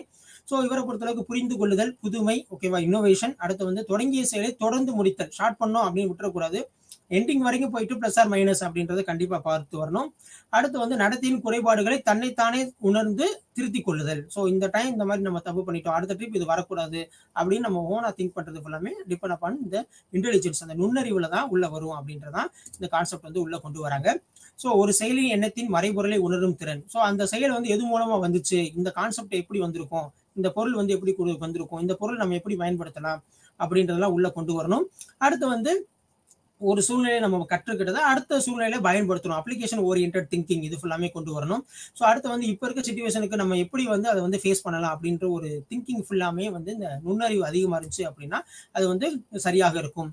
அடுத்து சராசரி நுண்ணறிவு ஈவு என்பது 70 முதல் 130 வரை இந்த ஈவு அப்படின்னு சொல்லக்கூடியது நுண்ணறிவு ஈவு, ஐக்யூ டெஸ்ட் அப்படின்னு சொல்லக்கூடியது. இதுல 90 முதல் 110 மதிப்பெண் பெற்றவர்கள் சராசரி ஈவு கொண்டவர்கள், அதாவது வந்து நார்மலான ஒரு ஸ்டூடெண்ட், ஒரு நார்மலான குழந்தை அப்படின்னு சொல்லக்கூடியது. 70க்கு கீழே இருந்துச்சு அப்படின்னம்னா ஸோ குறைவான பெரும் சிறப்பு கல்வி, அதாவது ஸ்பெஷல் எஜுகேஷன்ஸ் அப்படின்றது அவங்களுக்கு வந்து தேவைப்படும். ஸோ இது எப்படி வந்து இந்த கால்குலேஷன் எடுக்கிறோம் அப்படின்னா அவங்களோட மனநலம், ஓகே, மென்டல் ஹெல்த் எப்படி இருக்கு அப்படின்றத இது டைரக்டா ரிஃப்ளெக்ஷன் பண்றக்கூடிய ஒரு பிரதிபலிக்கக்கூடியதுதான் இந்த ஐக்யூ டெஸ்ட், இந்த நுண்ணறிவு ஈவு அப்படின்றது பயன்படுத்தப்படுது. ஸோ இதை பொறுத்தளவுக்கு நம்ம ஒரு சார்ட் கொடுத்துருக்கோம். 140க்கு மேலே நுண்ணறிவு ஈவு அந்த குழந்தைக்கு வந்துருச்சு அப்படின்னா அது கண்டிப்பா மேதையா இருக்கும். ஸோ 120 139க்குள்ள மீள்திறன் மீக்கூர், ஸோ அந்த மாதிரி கொடுத்துட்டு அதுல வந்து பார்த்துட்டோம் அப்படின்னம்னா ஸோ பேதையர், அடுத்து வந்து மூடர்கள், முட்டாள் அப்படின்னு சொல்லக்கூடியதுனா 25 முதல் 49, அடுத்து வந்து 0 to 24 அப்படின்னு சொல்லிட்டு இந்த ஒரு லிஸ்ட் அவுட் பண்ணியிருக்கோம். ஸோ இதோட நுண்ணறிவு ஈவு அப்படின்றது நம்ம முடிச்சிட்டோம். ஸோ அடுத்து வந்து பார்த்துட்டோம் அப்படின்னா மன வளர்ச்சி குறைபாடு, அதோட நிலைகள் மற்றும் மதிப்பீடுகள் அப்படின்னு சொல்லக்கூடியது. ஸோ ஒருத்தருக்கு வந்து மன வளர்ச்சி வந்து குறைபாடு என்பது அறிவுசார் செயல்பாடுகள். அது எப்படி நம்ம கண்டுபிடிப்போம் அப்படின்னா அவங்களோட செயல்பாடு எப்படி இருக்கு, டே டு டே லைஃப் எப்படி ரன் பண்றாங்க, அவங்க எந்திரிச்சதுல இருந்து கரெக்டா ஃபாலோ பண்றாங்களா, ஒரு கழிவறை போறதா இருக்கட்டும், ஸோ மற்ற மாதிரி அதில் ஆரம்பிச்சு அவங்க பிரஷ் பண்றதுல ஆரம்பிக்கட்டும். ஸோ இந்த அறிவு சார்ந்த செயல்பாடுகள் இது எதை வந்து பாதிக்கும் அப்படின்னா அவங்களோட நடத்தையை வந்து பாதிக்கக்கூடிய ஒரு வகை குறைபாடு அப்படின்றது மன வளர்ச்சி குறைபாடு. இந்த குறைபாடுடைய குழந்தைகள் அன்றாட தனிப்பட்ட மற்றும் சமூக செயல்பாட்டை பாதிக்கக்கூடியது. தன்னோட தனிப்பட்ட வேலைகளையும் அவங்களால செய்ய முடியாது, சமூகத்தோடு என்ன செய்ய முடியாது அப்படின்னா ஒன்றி இருக்கிறதுக்கு ஒரு பாதிப்பு ஏற்படுத்தக்கூடியதா இந்த மன வளர்ச்சி குறைபாடு அப்படின்னு சொல்லக்கூடியது. ஸோ இதை பொறுத்தளவுக்கு 20ஆம் நூற்றாண்டின் முற்பகுதி வரை மனநல குறைபாடு அப்படின்னு சொல்றதான் நம்ம என்ன பண்ணிட்டோம் அப்படின்னா அறிவுசார் இயலாமை அப்படின்றத இந்த வார்த்தையை வந்து நம்ம மாத்தி கொண்டு வந்துட்டோம். ஸோ இதோட நிலைகளை வந்து பார்க்க போறோம். ஸோ இந்த நிலைகளை வந்து எதை வச்சு நம்ம வந்து பார்க்க போறோம் அப்படின்னம்னா இந்த நுண்ணறிவு ஈவை வச்சுதான் இதுல வந்து பார்க்க போறோம். இந்த நிலை, இந்த மன வளர்ச்சி குறைபாடு அப்படின்னு சொல்லக்கூடியது லேசா இருந்துச்சு அப்படின்னா அதோட ஐக்யூ லெவல் வந்து பார்த்துட்டோம் அப்படின்னா அவங்களோட மதிப்பெண் வந்து எவ்வளவு எடுப்பாங்கன்னா 55 முதல் 70 வரை எடுப்பாங்க. அவங்க வந்து கல்வியில வந்து ஒரு 6ஆம் வகுப்பு வரைக்கும் வந்து அவங்க வந்து போகலாம். ஸோ அடுத்து வந்து பார்த்துட்டோம் அவங்களோட வாழ்க்கை முறைகளை வந்து ஒரு சுதந்திரமா என்ன செய்யலாம் அப்படின்னா இண்டிபெண்டா அவங்க வந்து கொண்டு வரலாம். அடுத்து இதோட நிலை வந்து ஒரு மிதமான நிலையில இருக்கு. ஸோ 45 முதல் 55 அதோட ஐக்யூ டெஸ்டோட வேல்யூஸ் வந்து டிக்ரீஸ் ஆகிட்டே இருக்கும். ஸோ இவங்களோட கல்வியோட தரம் வந்து பார்த்துட்டோம் அப்படின்னா ஒரு செகண்ட் ஸ்டாண்டர்ட் அளவுக்கு தான் இருக்கும். ஸோ இவங்க வந்து டைரக்டா வந்து அவங்க இண்டிபெண்டா எதுவும் பண்ண முடியாது. ஒரு சூப்பர்வைசரோட மேற்பார்வையோட தங்குமிடத்தில் வேலைகள் செய்யலாம் அப்படின்றதான் இங்கே கொடுத்துருக்கான். அதே ரொம்ப சிவியரா இருந்துச்சு அவங்களோட அறிவுசார் இயல்பாடு அப்படின்றது கடுமையா இருந்துச்சு அப்படின்னா அவங்களோட ஐக்யூ லெவல் வந்து எப்படி இருக்கும் அப்படின்னா நுண்ணறிவு மதிப்பு ஈவு வந்து பார்த்துட்டோம்னா 25 முதல் 40 வரைக்கும் தான் இருக்கும். ஸோ அவங்களோட பேசுறதுக்கு கற்றுக்கொள்ள முடியாது, அவங்க ஒரு இன்ட்ராக்ஷன்ஸ் கொடுத்துடலாம். ஸோ சுய பராமரிப்பு அவங்களே பார்த்துக்கிறதுக்கான ஒரு ஈடுபட முடியுது. ஆனா அவங்களோட ஒரு மேற்பார்வையோட ஒரு சூப்பர்வைசர் மூலம் இந்த செயலாம் அவங்க வந்து செஞ்சுக்கலாம். அடுத்த ஆழமானது அப்படின்னு நம்ம பார்த்தோம் அப்படின்னா அதோட நுண்ணறிவுன்றது 25% இருக்கு, 25 மதிப்பெண்கள் இருக்கு. ஸோ இவங்களோட ஆக்டிவிட்டி வந்து பார்த்துட்டோம் அப்படின்னம்னா கற்றல் திறன் மிகவும் குறைவாக தான் காணப்படும். ஸோ அவங்களோட எளிமையான பணிகளை அவங்களே செஞ்சுக்கலாம். பட் மொழித்திறன் மற்றும் இந்த சுய பராமரிப்பு அவங்க எல்லாமே பார்த்துக்கிறது, பேசக்கூடிய ஸ்கில்ஸ் இது ஃபுல்லாமே ரொம்ப லோவாக தான் இருக்கும் அப்படின்றதான் இந்த அறிவுசார் இயலாமை அப்படின்னு சொல்லக்கூடியது. அடுத்து நம்ம பார்க்கக்கூடியது வந்து மன வளர்ச்சி குறைபாடோட நிலைகள் மற்றும் மதிப்புகள் அப்படின்னு சொல்லக்கூடியது. ஸோ அறிவுசார் செயல்பாடு மற்றும் தகவமைப்பு நடத்தைகள், இந்த பிஹேவியர். ஸோ இதை பொறுத்தளவுக்கு சில ஸ்கேல்ஸ், ஓகேவா, சில கட்டமைப்புகள் வந்து என்ன செஞ்சுக்கிறோம் அப்படின்னா நம்ம இந்தியா அளவில் நம்ம நுண்ணறிவு சோதனை அப்படின்னு சொல்லக்கூடிய அளவுக்கு நம்ம எடுத்துக்கக்கூடிய அந்த ஸ்கேல்ஸ் வந்து பார்த்துட்டோம் அப்படின்னா சமூக முதிர்வு அளவுகோல். ஸோ இது மூலமா அவங்கள வந்து மதிப்பீடு செய்யலாம். நுண்ணறிவு சோதனை. அடுத்து வந்து பார்த்துட்டோம் அப்படின்னா ஃபீனேவோட நுண்ணறிவு சோதனை. அடுத்து குழந்தைகளுக்கான வெஸ்லஸ் நுண்ணறிவு சோதனை அப்படின்றது. அடுத்து வந்து நிலையான முற்போக்கு சோதனை. அடுத்து வண்ண கெல்ஸ்லின் வரைதல். ஸோ இந்த மாதிரி ஒரு அந்த ஸ்கேல்ஸ், இந்த அசஸ்மெண்ட் மதிப்பீடு முறைகள் மூலமா ஒரு குழந்தையோட நுண்ணறிவு எந்த அளவுக்கு இருக்கு அப்படின்றதான் நம்ம இதுல பார்க்க போறோம். ஸோ அடுத்து நம்ம டிஸ்கஸ் பண்ணக்கூடியது வந்து பார்த்தோம்னா 4.5. ஸோ அறிவாற்றல் திறமை உள்ள குழந்தைகள், மீள்திறன் குழந்தைகள் அப்படின்னு சொல்லக்கூடியது. ஐக்யூ லெவல்ஸ் வந்து ரொம்ப ஹையா இருக்கும். ஸோ நம்ம முன்னாடி வகுப்பறையில வந்து பார்த்துட்டோம் அப்படின்னா 3 விதமான குழந்தைகள் இருப்பாங்க அப்படின்னு சொன்னோம். மெல்ல கற்போர், சராசரியாக கற்போர், அடுத்து வந்து பார்த்துட்டோம்னா மீள்திறன் மாணவர்கள், கிஃப்டட் சில்ட்ரன்ஸ் அப்படின்னு சொல்லக்கூடியது, அறிவாற்றல் திறமை உள்ள குழந்தைகள் அல்லது மீள்திறன் மாணவர்கள், மீள்திறன் குழந்தைகள் அப்படின்னு சொல்லக்கூடியது. ஸோ இந்த மாதிரி குழந்தைகள் வந்து எப்படி இருப்பாங்க அப்படின்னு வந்து பார்த்துட்டோம் அப்படின்னோம்னா, இத்தனை குழந்தைகள் மிகவும் ஒரு ஆர்வமா இருப்பாங்க. அடுத்து வந்து எந்த ஒரு செயல்முறையுமே வந்து பார்த்துட்டோம் அப்படின்னா அவங்க வந்து ஒரு வின் பண்ற அளவுக்கு இருப்பாங்க. ஸோ பயிற்சியோ ஒரு ட்ரைனிங் கொடுத்தோம் அப்படின்னா அது வந்து ஒரு புத்திசாலித்தனமா ஏத்துக்கிற கூடியதுல இருப்பாங்க. அடுத்து வந்து பார்த்துட்டோம் அப்படின்னா அவங்களோட என்ன அவங்க ஃபீல் பண்றாங்களோ அது ஈஸியா வந்து ஷேர் பண்ணுவாங்க. ஸோ இந்த மாதிரி இருக்கக்கூடியதான் அந்த ஹைக்கூ லெவல்ஸ் வந்து ஹையா இருக்கக்கூடியது, நுண்ணறிவு ஈவு வந்து அதிகமா இருக்கக்கூடிய குழந்தைகள் மீள்திறன் குழந்தைகள் அப்படின்னு சொல்லக்கூடியது. ஸோ இந்த குழந்தைகளோட ஐக்கூ சோதனைகளை வந்து பார்த்துட்டோம் அப்படின்னம்னா அதிகமான மதிப்பெண்கள் எடுக்கிறாங்க அப்படின்றதான் வருது. ஸோ இதோட மதிப்பெண்கள் பார்த்துட்டோம் அப்படின்னா 120 இருந்து 140 அந்த வரம்புல இருக்கும். 140க்கு மேல இருந்துச்சு அப்படின்னா அது வந்து உயர்ந்த புத்திசாலித்தனம், மீள்திறன் குழந்தைகள், அறிவாற்றல் திறமை உள்ள குழந்தைகள் என்று அழைக்கப்படுகின்ற. பொதுவாக இந்த மாதிரி குழந்தைகள்லாம் எவ்வாறு இருப்பாங்கன்னு வந்து பார்த்துட்டீங்க அப்படின்னம்னா, ஸோ கலை மற்றும் விளையாட்டுகளில் குறிப்பாக படைப்பாற்றலில் சிறந்து விளங்குவார்கள். கிரியேட்டிவ் திங்கிங் வந்து ரொம்ப ஹையா இருக்கும். ஸோ நம்ம இந்த மாதிரி ஒரு ப்ராசஸ் நம்ம ஸ்டார்ட் பண்றோம், இந்த ப்ராசஸ் வந்து எப்படி போகும், இந்த ஒரு ப்ராடக்ட்டை வந்து லான்ச் பண்றோம், இண்டஸ்ட்ரியல்ஸ்ல கொண்டு வரோம் அப்படின்றது, அடுத்து இந்த ஒரு 10 இயர்ஸ்க்கு அப்புறம் இந்த ப்ராசஸ் வந்து எப்படி போகும் அப்படின்ற மாதிரி ஃபியூச்சர்ஸ் திங்கிங் வந்து ரொம்ப நல்லா இருக்கும் இந்த ஹைக்கூ லெவல் இருக்கக்கூடிய ஒரு குழந்தைகளுக்கு. ஸோ அப்போ என்ன செய்யணும் அப்படின்னா, எப்படி நம்ம வந்து சிறப்பு தேவை இருக்க குழந்தைகளுக்கு வந்து ஒரு கற்றல் செயல்பாடு வந்து நம்ம கொடுத்தோமோ அவங்களுக்கு வந்து ஸ்லோவா லேர்ன் பண்ணுவாங்க அப்படின்றது, ஸ்பெஷல் நீட் சில்ட்ரன்ஸ்க்கு வந்து எப்படி ஒரு எஜுகேஷன்ஸ் வந்து சிஸ்டம் கொடுத்தோமோ அதே மாதிரி கிஃப்டட் சில்ட்ரன்ஸ்க்கும் வந்து பார்த்துட்டோம் அப்படின்னம்னா அவங்களோட கரிக்குலம் மற்ற இதுல ஃபுல்லாமே ரொம்ப அட்வான்ஸா இருந்தால் தான் அவங்க அடுத்தடுத்த லெவலுக்கு ஈஸியா போக முடியும். அப்போதான் அவங்க வந்து பார்த்துட்டோம் அப்படின்னா ஒரு உத்வேகத்தோட செயல்படுவாங்க அப்படின்றதான் இந்த நம்ம பொதுவா நம்ம படிக்கக்கூடியதற்கான இந்த திறமை உள்ள மாணவர்களுக்கான கொடுத்துருக்கோம். எப்படி நம்ம சிறப்பு தேவை உள்ள மாணவ குழந்தைகளையும் பார்த்தோம், அதிக திறமை உள்ள குழந்தைகளையும் நம்ம என்ன செய்யறோம் அப்படின்னா பார்க்குறோம். ஸோ அடுத்து வந்து பார்த்துட்டோம் அப்படின்னா இந்த மாதிரி திறமையான குழந்தைகள் இந்த ஐக்யூ லெவல் அதிகமாக இருக்கு அப்படின்றது எப்படி நம்ம வந்து அந்த ஸ்கூல்ஸ்ல வந்து கண்டுபிடிக்கிறது, அது எப்படி நம்ம வந்து அரசாங்கத்துக்கு வந்து தெரிவிக்கிறது, ஸோ அடுத்து அவங்களை எந்த லெவலுக்கு கொண்டு போறது அப்படின்றதெல்லாம் பார்த்துட்டோம் அப்படின்னா 2010ஆம் ஆண்டு பேராசிரியர் ஆர் சிதம்பரம் அவர்களுக்கு கீழே வந்து பார்த்துட்டோம் அப்படின்னா இந்த மாதிரி திறமை வாய்ந்த குழந்தைகள், மீள்திறன் மிக்க குழந்தைகளை வந்து தேடக்கூடிய ஒரு அடையாளம் காணக்கூடிய ஒரு பணி, அதற்கான தேர்வு இது ஃபுல்லாமே என்ன செஞ்சிருக்காங்க அப்படின்னா கொண்டு வந்திருக்காங்க. இது மூலமா மீள்திறன் மாணவர்களுக்கான அடையாளப்படுத்தி அவங்களுக்கு உண்டான கற்றல் முறைகளை கொண்டு வந்து அவங்களுக்கு அதிகமான முறையில கற்பிச்சோம் அப்படின்னா அவங்க பின்னாடி ஒரு விஞ்ஞானியாவோ இல்லைன்னா ஒரு பெரிய ஆட்களாவோ வர்றதுக்கான வாய்ப்புகள் வந்து அதிகமா இருக்கு. ஸோ 3 முதல் 15 வயதுடைய திறமையான குழந்தைகளை அடையாளம் காண்கிறது. ஸோ இந்த மாதிரி ஒரு குழந்தைகளை என்ன செய்யணும் அப்படின்னா அடையாளம் காமிச்சு அவங்களுக்கு தகுந்த மாதிரி ஒரு லேர்னிங் மெத்தட்ஸ், கற்றல் கற்பித்தல் முறைகள் ரொம்ப அட்வான்ஸா கொண்டு போனோம் அப்படின்னா அவங்க அடுத்தடுத்த லெவலுக்கு ஈஸியா வந்து போயிடுவாங்க அப்படின்றதான் இதுல நமக்கு கூறுறாங்க. ஸோ இந்த மாதிரி குழந்தைகளை வந்து எவ்வாறு அடையாளம் காணுதல் அப்படின்றதுக்கு சில மாதிரிகள், சில மாடல்ஸ் வந்து கொடுத்துருக்காங்க. ஸோ ஃபர்ஸ்ட் நம்ம டிஸ்கஸ் பண்ணக்கூடியது வந்து பார்த்தோம்னா NIAS மாதிரி அப்படின்னு சொல்லக்கூடியது. இவங்க வந்து பார்த்துட்டோம்னா திறமையான குழந்தைகளை ஒரு 3 ஸ்டேஜஸ் வச்சு கொண்டு வந்து என்ன செஞ்சுறாங்க அப்படின்னம்னா அடையாளப்படுத்துறாங்க. ஸோ ஃபர்ஸ்ட் ஸ்டேஜ், அதுக்கப்புறம் பாஸ் பண்ணி அந்த ஸ்கில்ஸ் எல்லாம் முடிச்சதுக்கு அப்புறம் செகண்ட் ஸ்டேஜ், தேர்ட் ஸ்டேஜ் நம்ம நார்மலா இருக்கக்கூடியது மாதிரி இங்க இந்த மாடல்ஸ் வந்து ஃபாலோ பண்றாங்க. அடுத்து வந்து பார்த்துட்டோம் அப்படின்னா டெல்லி பல்கலைக்கழக மாதிரி, ஸோ டெல்லி யூனிவர்சிட்டி மாடல்ஸ் அப்படின்னு சொல்லக்கூடியது திறமையான குழந்தைகளை அடையாளம் காண்றாங்க. இவங்க எப்படி அடையாளம் காண்றாங்க அப்படின்னா, ஸோ நகர்ப்புற பகுதியில் இல்லை தலைநகர்ல இருக்கக்கூடிய குழந்தைகள்ல எந்த பள்ளிக்கூடத்துல வந்து அதிகமான திறமையான வாய்ந்த குழந்தைகள் இருக்காங்க அப்படின்றத அண்டர்ஸ்டாண்ட் பண்ணக்கூடியதுக்கான ஒரு மெத்தட்ஸ் இவங்க வந்து ஃபாலோ பண்றாங்க. இவங்களும் அதே ஒரு 3 அடுக்கு தன்மை தான் இவங்க வந்து ஃபாலோ பண்றாங்க. ஸோ அடுத்து வந்து பார்த்துட்டோம் அப்படின்னா அகஸ்தியா சர்வதேச அறக்கட்டளை மாதிரி, இதை பொறுத்தளவுக்கு ஆந்திர பிரதேச பகுதியில் இருக்கக்கூடிய கிராமப்புற மாணவர்களை உள்ள திறமையான குழந்தைகளை அடையாளம் காணக்கூடிய ஒரு டெஸ்ட் அப்படின்றத. இப்போ டேலண்ட் டெஸ்ட் 8th ஸ்டாண்டர்ட்ல வைக்கிறாங்க அப்படின்னு சொல்லிட்டு சில ஸ்கூல்ஸ்ல நம்ம பேசியிருப்போம். ஸோ நம்மளோட மாணவர்கள் நம்மகிட்ட சொல்லியிருப்பாங்க. ஸோ இது ஃபுல்லாமே தான் இங்கே நம்ம டிஸ்கஸ் பண்றது. அகஸ்திய சர்வதேச அறக்கட்டளை மாதிரி அப்படின்னு சொல்லக்கூடியது ஆந்திர பிரதேசத்துல கிராமப்புற கிராமப்புற மீள்திறன் மாணவர்களை அடையாளம் காணுதல். ஸோ நம்ம பார்த்துக்கிட்ட மாதிரி டெல்லி பல்கலைக்கழக மாதிரியை பொறுத்தளவுக்கு நகர்ப்புற மீள்திறன் மாணவர்களை அடையாளம் காண்ற மாதிரி.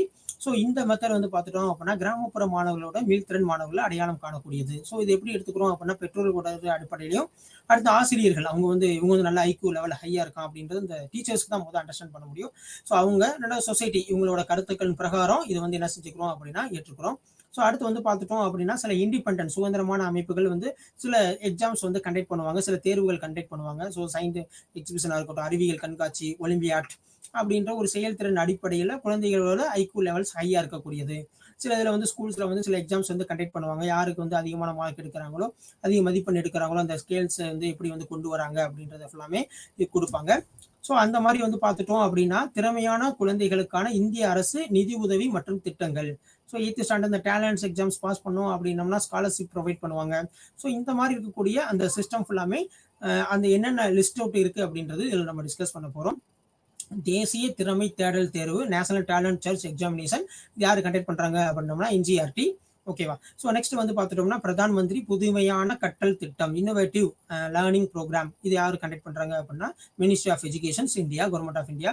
அடுத்து இந்த நம்ம லாஸ்டா டிஸ்கஸ் பண்ண மாதிரி ஒலிம்பியாட் தேர்வு அப்படின்னு சொல்லக்கூடியது ஒரு இண்டிபெண்டான ஒரு மெத்தட்ல ஃபாலோ பண்ணக்கூடியது. இது வந்து பார்த்துட்டோம் அப்படின்னோம்னா டிஸ்ட்ரிக்ட் லெவல்ல, அடுத்து வந்து நேஷனல் லெவல்லையும் இருக்கக்கூடிய அமைப்புகள் வந்து இந்த மாதிரி திறமையான குழந்தைகளை தேடக்கூடிய, அடையாளப்படுத்தக்கூடிய ஒரு தேர்வுகளை வந்து என்ன செய்யறாங்க அப்படின்னா கண்டக்ட் பண்றாங்க. இது மூலமா மீள்திறன் குழந்தைகளை அடையாளம் காணும் வழிமுறை வந்து எளிமையாக்கப்பட்டுள்ளது. ஸோ அந்த மாதிரி நம்ம அடையாளம் காண்போம் அப்படின்னா அவங்களுக்கான நிதி உதவி கொடுத்து அவங்க அடுத்த லெவலுக்கு நம்ம எப்படி வந்து கொண்டு போகலாம் அப்படின்ற கான்செப்ட் ஃபுல்லாமே இந்த திறமையான குழந்தைகளுக்கான இந்திய அரசு செய்யக்கூடிய நிதி உதவி மற்றும் திட்டங்கள் அப்படின்னு சொல்லக்கூடியது. ஸோ அடுத்து வந்து பார்த்துட்டோம்னா நவோதயா வித்யாலயா. ஸோ நவோதயா ஸ்கூல்ஸ் அப்படின்னு சொல்லுவோம். ஸோ இது வந்து அங்கேயே தங்கி படிக்கக்கூடிய ஒரு பள்ளி. ஸோ அதை வந்து பார்த்துட்டோம் அப்படின்னா இந்த மாதிரி கிராமப்புற மாணவர்கள் இருக்கக்கூடிய ஐக்யூ லெவல் மீள்திறன் மாணவர்கள் அதை அடையாளப்படுத்தி ஸோ அவங்களுக்கு தனியாக நம்ம என்ன செய்யறோம்னா ஸ்கூலிங் வந்து ஃப்ரீ ஆஃப் காஸ்ட்ல கொடுக்கக்கூடியது அந்த நவோதயா வித்யாலயா அப்படின்னு சொல்லக்கூடியது. இது ஜவஹர் நவோதயா வித்யாலயா. இது எதன் அடிப்படையில் கொண்டு வந்தது அப்படின்னா தேசிய கல்விக் கொள்கை, நேஷனல் எஜுகேஷன் பாலிசிஸ் 1986 வருஷம் இந்த இது கொண்டு வந்திருக்காங்க. ஸோ இப்போ இருக்க தேசிய கல்விக் கொள்கை அது நம்ம முன்னாடி அந்த தொகுதியில் நம்ம பார்த்துருப்போம். அடுத்து வந்து திறமை பெற்ற கல்வி திட்டம், கிஃப்டட் எஜுகேஷன் ப்ராஜெக்ட் அப்படின்னு சொல்லக்கூடியது PSA அப்படின்ற ஒரு அமைப்பு மூலமா இது என்ன செய்யறாங்க அப்படின்னா கண்டக்ட் பண்றாங்க. ஸோ அடுத்து வந்து பார்த்துட்டோம் அப்படின்னம்னா இது வரைக்கும் நம்ம என்ன பார்த்தோம் அப்படின்னா மீள்திறன் குழந்தைகளுக்கான அவங்களோட கேரக்டர்ஸ் எப்படி இருக்கும், அவங்களோட ஐக்யூ லெவல், நுண்ணறிவு ஈவு எப்படின்றது எப்படி இருக்கும், ரொம்ப அதிகமா இருக்கும். ஸோ ஒரு செயலை வந்து மற்றவங்களோட வந்து அது வேறுபாடா இருப்பாங்க. ஒரு புத்திசாலித்தனமா அதை வந்து செய்யக்கூடிய ஒரு திறமைகள் இருக்கும் அப்படின்னு சொல்லிட்டு டிஸ்கஸ் பண்ணோம். ஸோ அடுத்து வந்து பார்த்துட்டோம் அப்படின்னம்னா role of school psychologist in special education. So school psychologist அவங்களோட ரோல் என்ன, இதுதான் முக்கியமான இந்த பகுதியில், இந்த தொகுதியில் ரொம்ப முக்கியமான ஒரு பிரிவு. ஸோ நம்ம ஸ்பெஷல் எஜுகேஷன்னா என்ன, சிறப்பு கல்வினா என்ன, சிறப்பு கல்வி மாணவர்களோட நிலைமைகள் எப்படி இருக்கும், அவங்களோட நுண்ணறிவு ஈவு எப்படி இருக்கும், மீள்திறன் குழந்தைகளோட நுண்ணறிவு ஈவு எப்படி இருக்கும், அவங்களோட பிஹேவியர்ஸ் எப்படி இருக்கும், அவங்களோட டீச்சிங் மெத்தடாலஜி எப்படி இருக்கும், கலைத்திட்டம் கரிக்குலம். அடுத்து நெக்ஸ்ட் வந்து பார்த்துட்டோம் அப்படின்னா டீச்சிங் லேர்னிங் மெத்தட்ஸ், இது ஃபுல்லாமே நம்ம டிஸ்கஸ் பண்ணோம். ஸோ இந்த இடத்துல சிறப்பு கல்வியா ஸ்கூல் சைக்காலஜிஸ்டோட ரோல் என்ன, டீச்சர்ஸோட ரோல் அப்படின்றது ஃபர்ஸ்ட். செகண்ட் வந்து நம்ம டிஸ்கஸ் பண்ணக்கூடியது மெயினாக அதில் நம்ம டிஸ்கஸ் பண்ணக்கூடியது வந்து பார்த்துட்டோம் அப்படின்னா ஸ்கூல் சைக்காலஜிஸ்ட். ஸோ இவங்களை பொறுத்தளவுக்கு நம்ம ஃபர்ஸ்ட் நம்ம சொன்ன மாதிரி இவங்க வந்து ஒரு கவுன்சிலிங் செஷன்ல தான் அதிகமான அளவுக்கு ஈடுபடுறாங்க. ஸ்கூல் சைக்காலஜிஸ்ட்டை பொறுத்தளவுக்கு பெரும்பாலும் கவுன்சிலிங் கொடுக்கறது, மாணவரோட பிரச்சனைகளை தீர்க்கிறது. ஸோ அந்த மாதிரி தான் அவங்களோட ஹோல் டயத்துல வந்து ஒரு 75% போற மாதிரி இருக்கும். ஸோ இதுல வந்து முக்கியமானது, அடுத்தது முக்கியமான ஒரு இம்பார்ட்டன்ஸ் கொடுக்கணும், முக்கியத்துவம் கொடுக்கணும் அப்படின்னா அது இந்த சிறப்பு குழந்தைகள் சிறப்பு கல்வியில தான் அப்படின்றது. ஸோ கற்றல் குறைபாடு மற்றும் அறிவுசார் குறைபாடு அப்படின்றது அந்த மன வளர்ச்சி குறைபாடு உள்ள மாணவர்களுக்கு பள்ளி உளவியலாளர் மூலம் என்னன்னா அவங்க வந்து இந்த மாதிரி இவனுக்கு வந்து டீச்சிங் மெத்தட்ஸ் வந்து சேஞ்சஸ் பண்ணணும், கற்றல் உத்திகளை வடிவமைப்பது, டீச்சிங் மெத்தடாலஜி, இந்த மாதிரி டீச்சிங் லேர்னிங்ஸ் வந்து கொடுக்கணும். ஸோ அடுத்து வந்து பார்த்துட்டோம் அப்படின்னம்னா அவங்க கற்றலை எவ்வாறு இந்த அப்ஜெக்டிவ்ஸை வந்து ஈஸியாக வந்து அச்சீவ் பண்ண முடியும் அப்படின்றதையும் உள்ள கொண்டு வரணும். ஃபார் எக்ஸாம்பிள்ஸ் நம்ம ஒரு சிலபஸ் எடுத்துட்டோம் அப்படின்னா லேர்னிங் அப்ஜெக்டிவ்ஸ் அப்படின்னு சொல்லிட்டு ஃபர்ஸ்டே கொடுத்துருப்பாங்க. ஸோ அந்த கற்றலோட இலக்கு என்ன, இது மூலமா படிக்கிறது மூலமா நீங்க என்ன புரிச்சுக்கிறீங்க அப்படின்றது ஃபுல்லாமே. ஸோ அதை வந்து அடைகிறதுக்கான வழிமுறைகளை யாரு வந்து வடிவமைப்பா வந்து பார்த்துட்டீங்க அப்படின்னம்னா இந்த ஸ்கூல் சைக்காலஜிஸ்டோட ரோல் வந்து ரொம்ப இம்பார்ட்டன்ட். ஸோ அடுத்து வந்து பார்த்துட்டோம் அப்படின்னா இந்த சிறப்பு தேவை உடைய குழந்தைகள், ஸ்பெஷல் நீட் சில்ட்ரன்ஸ் வந்து பார்த்துட்டோம் அப்படின்னா இவங்களோட குழந்தையின் கல்வி திட்டம் மற்றும் தனிப்பட்ட வளர்ச்சி, அந்த குழந்தையோட வளர்ச்சி, இந்த வளர்ச்சியை பொறுத்தளவுக்கு போத் பிசிக்கல் அண்ட் மென்டலாக இருக்கலாம்.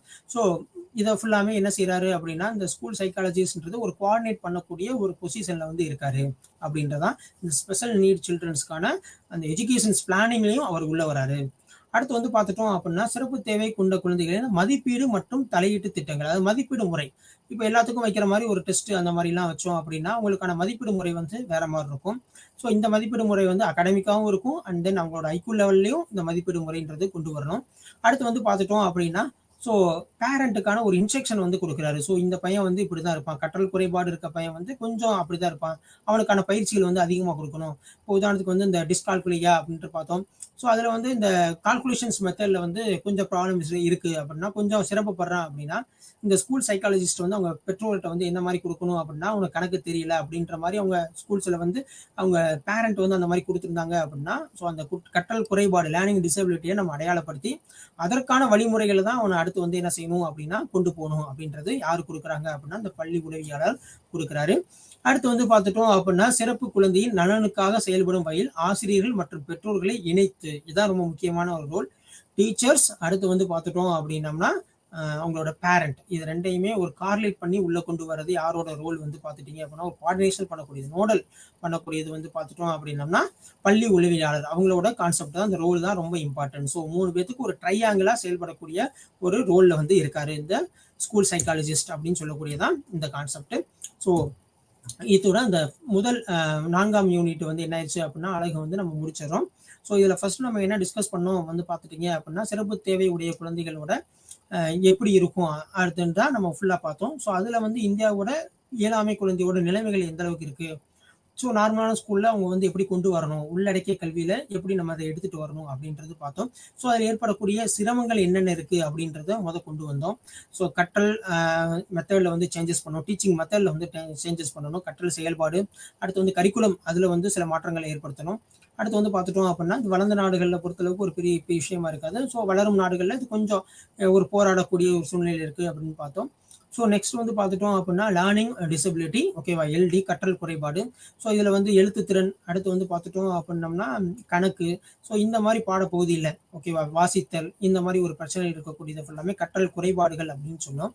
ஸோ இதை எப்படி வந்து நம்ம வந்து சரிப்படுத்தணும், அந்த கற்றல் குறைபாடுகள் எவ்வாறு வந்து குறைக்கலாம் அப்படின்றத அதில் பார்த்தோம்.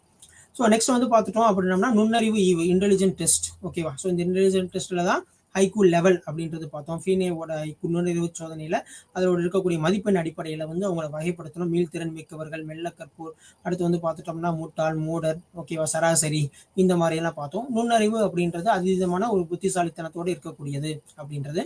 ஸோ இந்த நுண்ணறிவை கண்டுபிடிச்சதுக்கு அப்புறம் தான் இவங்க வந்து திறமையான குழந்தைகள், ஐக்யூ லெவல் ஹையா இருக்கக்கூடியது, கிஃப்டட் சில்ட்ரன், மீள்திறன் மிக்க மாணவர்கள். ஸோ இவங்களை எப்படி வந்து நம்ம கொண்டு வரணும், அவங்களோட ஐக்யூ லெவல் நுண்ணறிவு ஈவு எந்த அளவுக்கு இருக்கும், ஸோ அடுத்து வந்து அந்த குழந்தைகளை நம்ம எவ்வாறு வந்து அடுத்த ஸ்டேஜுக்கு நம்ம எப்படி கொண்டு போகலாம் அப்படின்றதுக்கான மெத்தட்கள் பார்த்தோம். ஸோ அடுத்து வந்து பார்த்துட்டோம் அப்படின்னம்னா ஸோ இந்திய அரசாங்கம் இந்த திறமை மிகுந்த மாணவர்களுக்கான எவ்வாறு அடையாளம் காணுகிறது அப்படின்னு சொல்லிட்டு டிஸ்கஸ் பண்ணோம்.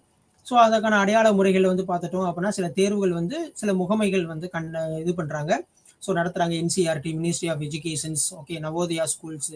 ஸோ இந்த மாதிரி இருக்கிறது ஃபுல்லாமே இந்த கிஃப்டட் சில்ட்ரன்ஸ்க்கான ஒரு அடையாளப்படுத்தக்கூடியது, அடுத்து நிதி உதவி வழங்கக்கூடியது, இது ஃபுல்லாமே கொண்டு வராங்க. இது போக இண்டிபெண்டன்ட் சுதந்திரமான அமைப்புகள், ஒலிம்பியாட், அந்த மாதிரி இருக்கக்கூடிய ஒரு தனியார் அமைப்புகள் என்ன செய்யறாங்க அப்படின்னா இந்த திறமையான மாணவர்களை அடையாளப்படுத்தக்கூடிய ஒரு பணியில வந்து ஈடுபடுறாங்க. ஸோ இந்த திறமையான மாணவர்களை அடையாளப்படுத்தும் மூலமா இந்த நாட்டோட வளர்ச்சி வந்து மிக வேகமாக அடையும் அப்படின்றதான் முக்கியமான பகுதி. ஸோ அடுத்து வந்து பார்த்துட்டோம் அப்படின்னா இது ரொம்ப முக்கியமானது, சிறப்பு கல்வியில் பள்ளி உளவியலாளர். ஸோ நம்மளோட ரோல் என்ன, ஸ்கூல் சைக்காலஜிஸ்டோட ரோல் என்ன அப்படின்றதான் இதுல ஃபுல்லா டிஸ்கஸ் பண்ணோம். இதுல வந்து பார்த்துட்டோம் அப்படின்னம்னா பெற்றோர்கள், ஆசிரியர்கள், இவங்களுக்கு இடையில அந்த குழந்தைகள் 3 பேத்துக்கு இடையில இருக்கக்கூடிய ஒரு நோடல், ஒரு கோஆர்டினேட்டரை யாரு விளங்குறாங்க அப்படின்னம்னா இந்த ஸ்கூல் சைக்காலஜிஸ்ட், பள்ளி உளவியலாளர் தான் இருக்காரு. ஸோ அந்த பள்ளி உதவியாளர் வெறுமன ஒரு கோஆர்டினேட் பண்றது மாத்திரம் இல்லை, டீச்சர்ஸ்க்கான டீச்சிங் மெத்தடாலஜியும் அவங்க வந்து சொல்றாங்க. ஸோ அந்த குழந்தைய வந்து மதிப்பீட்டு வகையிலும் இவரோட கான்ட்ரிபியூஷன்ஸ் வந்து ரொம்ப ஹையா இருக்கு அப்படின்றது தான் இந்த 4ஆம் அலகுல நம்ம பார்த்தோம். ஸோ அடுத்து பார்க்கக்கூடியது வந்து தொகுதி 3ல 5ஆம் அலகு. ஸோ இதை பொறுத்தளவுக்கு பார்த்துட்டோம் அப்படின்னா குழந்தைகள் மற்றும் இளம் பருவத்தில் ஏற்படும் சிக்கல்கள், நடத்தையில் ஏற்படும் சிக்கல்கள் அப்படின்னு சொல்லக்கூடியது. ஸோ நடத்தி ஏற்படும் சிக்கலை உள்மயமாதல், உள்ளாக்குதல் அப்படின்னு சொல்லக்கூடிய, இதனால அவங்க வந்து அதை அப்சர்வ் பண்ணிட்டாங்க, உள்ள வந்துட்டாங்க அப்படின்னா என்னென்ன அந்த நடத்தை மாற்றத்தில் ஏற்படக்கூடிய சிக்கல் இருக்கு அப்படின்னா ஃபர்ஸ்ட் வந்து டிப்ரெஷன்ஸ், மன சோர்வு வந்து வரும். ஸோ அடுத்து வந்து கவலைகள் அப்படின்றதான் இந்த அழகுல நம்ம வந்து பார்க்க போறோம். ஸோ அந்த நடத்தையில் ஏற்படும் சிக்கல்கள் உள்ள வந்துருச்சு அப்படின்னம்னா ஃபர்ஸ்ட் வரக்கூடியது மனச்சோர்வு. ஸோ அந்த மனச்சோர்வு வந்துருச்சுன்னா அதோட உண்டான பிற கோளாறுகளும் என்ன செஞ்சிடும், அதுக்கு உண்டான பிரச்சனைகளும் என்ன செஞ்சிடும் அப்படின்னா உள்ள வந்துடும். ஸோ அதே மாதிரி தான் கவலைகள். ஸோ கவலைகள் வந்துச்சு அப்படின்னா அடுத்த கவலைகள் ரிலேட்டடாக இருக்கக்கூடிய எல்லா நோய்களும் அந்த மனிதருக்கு, அந்த குழந்தைக்கு வர ஆரம்பிச்சிடும் அப்படின்றதான். ஸோ ஃபர்ஸ்ட் வந்து பார்த்துட்டோம் அப்படின்னா பிஹேவியர் ப்ராப்ளம்ஸ் அப்படின்னு சொல்லக்கூடியது உள்மயமாதல் அப்படின்னா, ஸோ உளவியல் மற்றும் சமூகவியல், சோசியாலஜியோட ஒரு கான்செப்ட் வந்து பார்த்துட்டோம் அப்படின்னா உள்மயமாக்கல் என்பது மனப்பான்மை, மதிப்புகள், தரநிலை மற்றும் மற்றவரின் கருத்துக்களை ஒருவரின் சொந்த அடையாளம் அல்லது சுய உணர்வுடன் ஒருங்கமைத்து. ஸோ மற்றவங்களோட கான்செப்ட் எப்படி இருக்கு, நம்மளோடது எப்படி, அதோட எந்த அளவுக்கு குவாடினேட் ஆகுது அப்படின்றதான் அந்த அளவுக்கு என்ன செய்யறதுன்னா மற்றவோட ஒரு ஈக்குவலா போறது, ஒத்து போறது அப்படின்னு சொல்லக்கூடியது அந்த உள்மையமாக்கல் அப்படின்னு சொல்லக்கூடியது. ஸோ இது இல்லாத இதுல வந்து பார்த்துட்டோம் அப்படின்னா மனச்சோர்வு அப்படின்றது ரொம்ப முக்கியம்.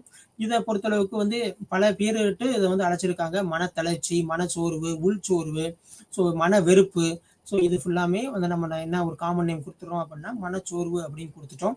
ஸோ ஏதாச்சும் நம்ம ஒரு ட்ரை பண்ணி அது கிடைக்கல அப்படின்னா அப்படியே அப்செட் ஆகிட்டு நம்ம உட்காந்துருது, ஓகேவா, டிப்ரெஷன்ல போயிடுறது அப்படின்னு சொல்லக்கூடிய கான்செப்ட் தான் இதுல வரக்கூடியது மனச்சோர்வு அப்படின்னு சொல்லக்கூடியது. இந்த மனச்சோர்வு ஏற்பட்டுச்சு அப்படின்னா நம்ம அடுத்து எந்த ஒரு வேலையிலையும் நம்ம வந்து என்ன செய்ய முடியாது அப்படின்னா ஒரு சுதந்திரமான ஈடுபட முடியாத அளவுக்கும், இதுலையுமே ஒரு ஆர்வம் இல்லாத ஒரு அளவுக்கும், அது படிப்பாகட்டும் மற்ற வேலைகளாகட்டும் எல்லாத்துலயுமே என்ன செஞ்சிருவோம் அப்படின்னா ஒரு நெகட்டிவ் தாட்ஸ் வந்து என்ன செஞ்சிருவோம் அப்படின்னா கொண்டு வரவான வாய்ப்புகள் வந்து அதிகமா இருக்கும். ஒரு அசாதாரண மனநிலை, ஒரு சாதாரணமான ஒரு மனநிலையில இருக்க மாட்டாங்க. ஸோ இப்படி இருக்கும்போது என்ன இருக்கும் அப்படின்னா அவங்களோட கவலைகள் ரொம்ப அதிகமா இருக்கும், ரொம்ப குழப்பமா இருக்கும். ஸோ அடுத்து வந்து பார்த்துட்டோம் அப்படின்னம்னா நமக்கு இனிமேல் எதுவுமே இல்லை அப்படின்ற ஒரு ஐசோலேஷன்ல வந்துருவாங்க. நமக்கு ஹெல்பிங் யாருமே கிடையாது, நமக்கு யாருமே வந்து ஒரு எக்ஸ்பெக்ட் பண்ணக்கூடியதில் எதிர்பார்ப்பற்றவர்களாகவும் மதிப்பற்றவர்களாகவும் குற்ற உணர்வு மிக்கவர்களாகவும், ஸோ நம்மளாலதான் இது நடந்துருச்சு அப்படின்ற மாதிரி உள்ள வந்துருவாங்க. ஸோ இதெல்லாம் இருந்தாலே அவங்க என்ன செய்ய முடியாது, ஒரு காமா ஒரு அமைதியா இருக்க முடியாது. ஸோ ஃபர்ஸ்ட் எதை வந்து அட்டாக் பண்ணும் அப்படி வந்து பார்த்துட்டீங்க அப்படின்னா அமைதியற்றவர்களாக இவங்க வந்து என்ன செய்வாங்க அப்படின்னா அவங்கள தன்னை அனலைஸ் பண்ண ஆரம்பிப்பாங்க. ஸோ இது ஃபுல்லாமே எது மூலமா ஏற்படும் அப்படின்னா அந்த ஒருவரோட மனச்சோர்வு வந்து அதிகரிக்கும் போதுதான். ஸோ இந்த மனச்சோர்வு அதோட தொடர்ச்சி வந்து எப்படி இருக்கும் அப்படின்றது நம்ம வந்து பார்க்க போறோம். ஃபர்ஸ்ட் வந்து பார்க்கக்கூடியது உணர்ச்சி அடிப்படையில, ஸோ அடுத்து வந்து அறிவாற்றல், அதுக்கப்புறம் நடத்தை. ஸோ இந்த உணர்ச்சி அடிப்படையில இயல்பா இருக்கவங்க எப்படி இருப்பாங்க, ஓகே, உணர்ச்சி வசம் பயப்படுறது, எமோஷனலா இருக்கிறது அப்படின்றது நார்மலா இருக்கவங்க, மனச்சோர்வு வந்து இல்லாம இருக்கவங்க, இயல்பான இருக்கவங்க நல்ல மனநிலையா இருப்பாங்க, ஓகேவா. ஸோ நார்மலா அவங்களோட டே டு டே லைஃப்பை வந்து ரன் பண்ணுவாங்க. ஸோ லேசான மன எரிச்சல், மனச்சோர்வு இருக்கவங்க வந்து எப்படி இருப்பாங்க அப்படின்னா அவங்க எப்பவுமே எரிச்சலாக உணர்கிறார்கள். ஸோ அவங்க எப்பவுமே எரிச்சலா இருக்க மாதிரியும் அடுத்தவங்களை பார்க்கும் போது இருக்க மாதிரி இருக்கும். அடுத்து இந்த மனச்சோர்வு வந்து மிதமான முறையில் அவங்ககிட்ட இருந்துச்சு அப்படின்னா எப்பயுமே வந்து ஷேடாவே இருப்பாங்க, ரொம்ப வருத்தமா இருப்பாங்க, சோகம் கண்ணீர் அந்த மாதிரி இருக்கும். இதே ரொம்ப அதிகமாயிருச்சு அப்படின்னா அவங்களுடைய சோகம் மற்றும் அழுகை, மயக்கம் இதெல்லாம் வந்து அதிகமாயிரும். மனச்சோர்வு மேலும் கடுமையா இருக்கும்போது பார்த்துட்டோம் அப்படின்னம்னா ஸோ கடைசியில் என்ன வரும்னா நம்பிக்கையற்ற உணர்வு அப்படின்றதா வரும். ஸோ அந்த எதிர்பார்ப்பின்மை எல்லாமே இதற்குள்ள கொண்டு வந்துருவாங்க. ஸோ அடுத்து நம்ம பார்க்கக்கூடியது அறிவாற்றல். இந்த மனச்சோர்வு அப்படின்றது இந்த அறிவாற்றலை வந்து எப்படி வந்து பாதிக்குது. ஸோ மனச்சோர்வு வந்து இல்லாமல் இருந்தாதான் நம்மளோட அறிவாற்றல் வந்து முழுமையா வந்து இயங்கக்கூடிய ஒரு அமைப்புல வந்து இருக்கும். ஸோ இந்த அறிவாற்றலை பொறுத்த அளவுக்கு பார்த்துட்டோம் அப்படின்னா இப்போ நம்ம நார்மலா இருந்தோம் அப்படின்னா நெக்ஸ்ட் என்ன செய்ய போறோம், நாளைக்கு என்ன பிளானிங் இருக்கு, நாளைக்கு என்ன ஒர்க் இருக்கு, அடுத்து நம்ம அந்த நாளைக்கு ஒர்க்குக்கு போறதுக்கு இன்னைக்கு என்னென்ன அரேஞ்ச் பண்ணணும் அப்படின்றதெல்லாம் உள்ள வந்துடும். அதே இந்த மனச்சோர்வு வந்து லேசான அளவு பாதிக்கப்பட்டவர் வந்து பார்த்துட்டோம் அப்படின்னம்னா நம்ம என்ன பண்ணாலும் தவறாயிருமோ, நம்ம எது பண்ணாலும் அது தப்பாயிருமோ அப்படின்ற ஒரு இன்டென்ஷன்லேயே அவங்க வந்து ஃபுல்லாமே அந்த டே ஃபுல்லாமே ரன் பண்ணுவாங்க. அடுத்து இந்த மனச்சோர்வு வந்து மிதமான நிலையில இருந்துச்சு அப்படின்னம்னா ஸோ அவங்களோட இது வந்து பார்த்துட்டோம்னா நடத்தையில் சவறு செய்தல், நம்ம இது பண்ணோம்னா தப்பாயிரும். ஸோ அந்த மாதிரி எதிர்மறையான எண்ணங்கள், நெகட்டிவ் தாட்ஸ் வந்து என்ன செஞ்சிடும் அப்படின்னா கிரியேட் ஆகிறதுக்கு சான்சஸ் வந்து அதிகமா இருக்கு. ஸோ இதே வந்து கொஞ்சம் கடுமையா இருந்துச்சு அப்படின்னம்னா ஸோ அவங்களோட ஃபியூச்சர்ஸை பத்தி ஒரு நம்பிக்கையே இருக்காது. இதையும் ஃபர்ஸ்ட் ஒன்று இயல்பா இருக்கவனையும் கம்பேர் பண்ணீங்கன்னா அவர் என்ன செய்யறாரு, இயல்பா இருக்கக்கூடியது மனச்சோர்வர் அற்றவர் வந்து அறிவாற்றல் வந்து எப்படி இருக்கு அப்படின்னா நாளைக்கு என்ன பண்ண போறோம் அப்படின்றத பத்தி ஒரு திங்கிங் இருக்கும், ஒரு நம்பிக்கையோடு இருப்பாரு. அதே வந்து மனச்சோர்வு வந்து அதிகமானவர் வந்து பார்த்துட்டோம் அப்படின்னா எதிர்காலத்தை பத்தி அவங்களுக்கு வந்து ஒரு திங்ஸே இருக்காது. ஸோ இன்னைக்கு டே போனா போதும் அப்படின்ற மாதிரி தான் இருக்கும். ஸோ சுய தீங்கு விளைவிக்கும் எண்ணங்கள், ஸோ அவங்களுக்கு அவங்களே வந்து ஏதாவது பனிஷ்மெண்ட் கொடுத்துக்கிறது, ஸோ அந்த மாதிரிலாம் வந்துடும். ஸோ அடுத்து லாஸ்ட் ஒன்று வந்து ரொம்ப அதிகமாயிருச்சு அப்படின்னம்னா அவங்களுக்கு அவங்களே பனிஷ்மெண்ட் கொடுக்கக்கூடியது. அடுத்து வந்து இது வந்து அந்த தற்கொலை மரணம் அந்த அளவுக்கு போகக்கூடிய அளவு கூட இந்த மனச்சோர்வு வந்து கொண்டு போய் விட்டுரும். அடுத்து முக்கியமானது நடத்தை. ஸோ ஃபர்ஸ்ட் வந்து உணர்ச்சிகள்ல பார்த்தோம், அடுத்து வந்து அறிவாற்றல், அடுத்து பார்க்கக்கூடியது நடத்தை. பிஹேவியர்ல எப்படி இருக்கும் ஒருத்தர், நம்ம ஃபர்ஸ்ட் நம்ம அசஸ் பண்றதே நம்மளோட பிஹேவியர் தான் அசஸ் பண்ணுவாங்க, எப்படி இருக்காங்க எப்படி பேசுறாங்க அப்படின்றது ஃபுல்லாமே. ஸோ இந்த மாதிரி நார்மலா இருந்தோம் அப்படின்னா டே டு டே வேக்கப் வந்து கரெக்டா இருக்கும். ஸோ அஸ் யூஷுவல் நம்ம என்னென்ன பண்றோமோ, இன்னைக்கு ஸ்கூலுக்கு போகணும், இத்தனை மணிக்கு காலேஜ் போகணும் அப்படின்றத கரெக்டா கொண்டு போவோம். பட் இந்த மாதிரி மனச்சோர்வு டிப்ரெஷன்ல இருந்தாங்க அப்படின்னா அந்த லைஃப் என்ன எந்திரிக்கிறது வந்து ரொம்ப நேரம் இருக்கும், கொஞ்சம் லேட்டா எந்திரிப்போம் அப்படின்ற மாதிரி. அடுத்து எந்த ஒரு விஷயத்துலயுமே ஒரு ப்ராப்பர் கான்சன்ட்ரேஷன் வந்து அவங்களுக்கு இருக்காது. அடுத்து வந்து இதே ரொம்ப அதிகமாயிருச்சு அப்படின்னம்னா அவங்களுக்கு வந்து இரவு நேர உணவு இல்லாமல் படுக்கைக்கு செல்வது, தூக்கம் ரொம்ப குறைவா இருக்கும், சில நேரத்துல ரொம்ப இல்லாமே போயிடும். அடுத்து வந்து தூக்கம் இல்லை அப்படின்னா டைரக்டா எதை போய் அட்டாக் பண்ணுவோம் அப்படின்னா அட்டென்ஷன், கவனத்தை தான் என்ன செய்யும் அப்படின்னா சீர்குலைக்கும் அப்படின்றது வந்துடும். ஸோ இதே ரொம்ப அதிகமா இருக்கும்போது வந்து பார்த்துட்டோம் அப்படின்னா அவங்க வந்து வேக்கப்பே இருக்காது. ஸோ படுக்கைய விட்டு எந்திரிக்கிறதே ரொம்ப இதா இருப்பாங்க. என்ன ஒர்க் இருக்கோ அதுலேருந்து எப்படி எஸ்கேப் ஆகலாம் அப்படின்றத பார்ப்பாங்க. அடுத்து வந்து பார்த்துட்டோம் அப்படின்னா, தொடர்ந்து மத்தவங்களோட வந்து ஒரு விலக்குதல் தன்மை, சமூக தொடர்பு இல்லாம இது வந்து இருக்கிறதுக்கான வாய்ப்புகள் ரொம்ப அதிகமா இருக்கு. அதுவே ரொம்ப கடுமையாயிருச்சு அப்படின்னா, நம்ம சொன்ன மாரி இந்த சமூக விலகல். சொசைட்டியோட எந்த ஒரு இன்டராக்ஷனுமே இருக்காது. ஓகே. ரொம்ப டிப்ரஷன்ல இருக்கவங்க வந்து யார்ட்டயுமே என்ட்ட பேசாதீங்க அப்படின்னு சொல்லிட்டு ரூம லாக் பண்ணிட்டு இருப்பாங்கல்ல. சேம் லைக் அதே மாரி தான். சொசைட்டியோட எந்த ஒரு இதுவுமே இருக்காது. சொசைட்டியோட எந்த ஒரு இதுவுமே இல்லைன்னா, கண்டிப்பா வந்து பசியின்மை. ஓகே. ஸோ அந்த எந்த ஒரு இன்டராக்ஷனுமே இருக்காது. அதனால வெயிட் லாஸ் ஆகும். லாஸ்ட்ல வந்து தற்கொலை எண்ணங்கள் வந்து அதிகமாகக்கூடிய ஒரு வாய்ப்பு வந்து இருக்கு. ஸோ மனச்சோர்வுன்றது ஒரு சாதாரண விஷயம்ன்றது கிடையாது அப்படின்றது தான் இந்த இடத்துல நம்ம இத டிஸ்கஸ் பண்றோம். சோகம் மற்றும் மனச்சோர்வின் தொடர்ச்சி. அதோட தொடர்ச்சி வந்து எந்த அளவுக்கு போகும்? இயல்பா இருக்க வரைக்கும் பிரச்சனை இல்ல. லேசா, மிதமா அப்படின்னு ஆரம்பிக்கும்போது, அது வந்து கடைசியில வந்து நம்ம வந்து ஒரு சொசைட்டிய வந்து ஐசோலேட் பண்றதுக்கும், அடுத்து வந்து பார்த்துட்டோம் அப்படின்னா, தற்கொலை பண்ணக்கூடிய அளவுக்கு தூண்டக்கூடிய அளவுக்கு இருக்கக்கூடியதான் இந்த மனச்சோர்வு அப்படின்னு சொல்லக்கூடியது. இப்ப மனச்சோர்வோட ஒரு குழந்தையோட இயல்பான நிலை, காக்னிட்டிவ் எப்படி இருந்துச்சு? அறிவாற்றல் எப்படி இருந்துச்சு? அடுத்து வந்து எமோஷனலா எப்படி இருந்தாங்க? ஓகே. அடுத்து வந்து பிஹேவியர்ல எப்படி இருந்துச்சு? அப்படின்னு சொல்லிட்டு இதுல டிஸ்கஸ் பண்ணோம். அடுத்து வந்து அதோட நிலைகள வந்து பார்க்க போறோம். இந்தந்த வயசுல மனச்சோர்வு இருந்தா எப்படி இருக்கும்? இப்ப வந்து உதாரணத்துக்கு வந்து பார்த்துட்டோம் அப்படின்னா, மழலையர் குழந்தைகள் அந்த பள்ளியில வந்து 2 முதல் 5 வயது இருப்பாங்க. அவங்களோட நடத்தைகள் வந்து எப்படி இருக்கும் வந்து பார்த்துட்டோம் அப்படின்னா, அந்த மனச்சோர்வு இருக்கக்கூடிய குழந்தைகள வந்து எரிச்சலா இருப்பாங்க. ஓகேவா? ரொம்ப ஷேடா ஃபீல் பண்ணுவாங்க. ஸோ அதிகப்படியான நேரம் அழுதுகிட்டே இருப்பாங்க. அந்த மாரி குடுக்கும். அடுத்து திடீர்னு நல்லா க்ளோஸா விளையாடக்கூடிய அந்த டாய்ஸ், ஏன்னா 2 டூ 5 அப்படின்னு சொல்லும்போது, அந்த எல்லாமே வந்து அந்த பொம்மைகளோட தான் இருப்பாங்க. ஸோ அந்த மாரிலாம் அவங்களோட செயல்பாடு என்ன செய்யும் அப்படின்னா, கொஞ்சம் கொஞ்சமா குறையக்கூடிய வாய்ப்பு வந்து அதிகமா இருக்கும். விளையாட்டுல ஆர்வம் வந்து ரொம்ப கம்மியாயிரும். அடுத்து வந்து பார்த்துட்டோம் அப்படின்னா, ஒரு சோசியலைசேஷன் உள்ளேயே வரமாட்டாங்க அந்த குழந்தைகள். இப்ப வந்திருக்காங்க, விருந்தாளி வந்திருக்காங்க, வந்து பாருங்க அப்படின்னு சொன்னா கூட வெளிய வரமாட்டாங்க. யார்ட்டயாச்சும் போனா ரொம்ப இதா ஃபீல் பண்ணுவாங்க. அடுத்து வந்து ரொம்ப டயர்டா இருக்கக்கூடியது. அடுத்து ஹெட்டேக் அண்டது வயிற்று வலி அப்படின்றது ஏற்படக்கூடியதெல்லாம் இதுல வரும். இது எப்போதுன்னா நடத்தை மாற்றத்துல. இதெல்லாம் ஏன் வருது அப்படின்றதுக்கான ஒரு முன்கூறுகள், சாத்தியமான முன்கூறுகள் எப்படி பார்க்கணும் அப்படின்னா, உங்க குடும்பத்துல ஏதாச்சும் ஒரு மனநோய் இருக்கா? அப்படின்றது உள்ள கொண்டு வரணும். ஸோ அந்த குடும்ப வரலாற்று தற்கொலை முயற்சி ஏதாச்சும் அந்த மாதிரி அவங்க பேரண்ட் ஏதாச்சும் பண்ணியிருக்காங்களா? அவங்களோட ஹெரிடிட்டி எப்படி இருக்கு அப்படின்றது பார்க்கணும். அல்லது முக்கியமான ஒன்று விவாகரத்து பெற்ற பெற்றோர்கள். ஸோ 2 டைவர்ஸ் பீப்புள்ஸ் இருந்தாங்க அப்படின்னா, அவங்களோட குழந்தைகள் தான் ரொம்ப அதிகமா பாதிக்கப்படும். பெற்றோர்கள் அவங்கவங்க இப்ப இது பண்ணிருவாங்க. ஸோ அவங்களோட குழந்தைகள் ரொம்ப பாதிக்கப்படும். ஸோ அப்படி இருக்க குழந்தைகள் வந்து பார்த்துட்டீங்க அப்படின்னா, மனச்சோர்வுன்றது ரொம்ப அதிகமா இருக்கும். ஸோ அப்ப வந்து ஒருவரின் மரணம், அதாவது வந்து பேரண்ட் வந்து ஒருத்தவங்க வந்து இறந்து போயிட்டாங்க அப்படின்றது ஃபுல்லாமே இதுல வந்து ஏற்படக்கூடிய ஒரு பிரச்சனைகள், இந்த மனச்சோர்வு இருக்கக்கூடிய முன் சாத்திய கூறுகள். ஏன் மனச்சோர்வுன்றது அந்த குழந்தைக்கு வந்துச்சு அப்படின்றதான் இதுல கான்செப்ட். டைவர்ஸோட குழந்தைகளா, இல்ல அப்படின்னா அவங்க சிங்கிள் பேரண்டா அப்படின்றதெல்லாம் உள்ள கொண்டு வரணும். அடுத்து இதோட வயது வரம்பு வந்து பார்த்துட்டோம் அப்படின்னா, 6 முதல் 12 வயது வரை இருக்கக்கூடிய நடத்தையில் ஏற்படக்கூடிய மாற்றங்கள் எவ்வாறு இருக்கும்? இப்ப மனச்சோர்வு இருந்துச்சு அப்படின்னா, ஒரு நடுத்தர குழந்தை, அவங்களோட வயது வந்து பார்த்துட்டோம் அப்படின்னா 6 முதல் ஒரு 12 வயது அப் டு ஒரு 8த் ஸ்டாண்டர்ட் லெவலுக்கு வந்து பார்த்துட்டோம் அப்படின்னோம்னா, ஸோ குடும்பம் மற்றும் நண்பர்களிடமிருந்து விலக்கம் அடையுது. நல்ல ஃப்ரெண்ட்ஷிப்பா இருப்பாங்க. அதுக்கப்புறம் என்ன செஞ்சுருவாங்க அப்படின்னா, இந்த மாதிரி மனச்சோர்வு அதிகமாயிருச்சு அப்படின்னா, அவங்க குடும்பத்தை விட்டு என்ன செய்யறது? விலக்கம் அடைகிறது, தனிமைப்படுத்திக் கொள்ளுது. அடுத்து வந்து நண்பர்கள் இதெல்லாம் ஃபுல்லாத்தையுமே ஐசோலேட் பண்ணக்கூடியது. அடுத்து வந்து பார்த்தீங்கன்னா, மற்றவங்களுக்கு கொடுமைப்படுத்தக்கூடியது. மத்தவங்களுக்கு எப்பயுமே டார்ச்சர் பண்ணக்கூடிய அளவுக்கு பண்ணக்கூடியதா. அப்ப என்ன அர்த்தம்னா, அவங்க மனச்சோர்வுல இருக்கும்போது என்ன ஆகும்னா, மத்தவங்களும் இந்த மாரி இருக்கணும். மத்தவங்க ஹேப்பியா இருந்தாங்கன்னா கொஞ்சம் இதா இருக்கும். ஸோ மற்றவர்களையும் கொடுமைப்படுத்துதல் அந்த மாரி வரும். அடுத்து வந்து பார்த்தோம்னா, தூக்கம் தொடர்பான பிரச்சனைகள். ஸோ அவங்களுக்கு வந்து நல்ல ஸ்லீப்பிங்கே வந்து இருக்காது.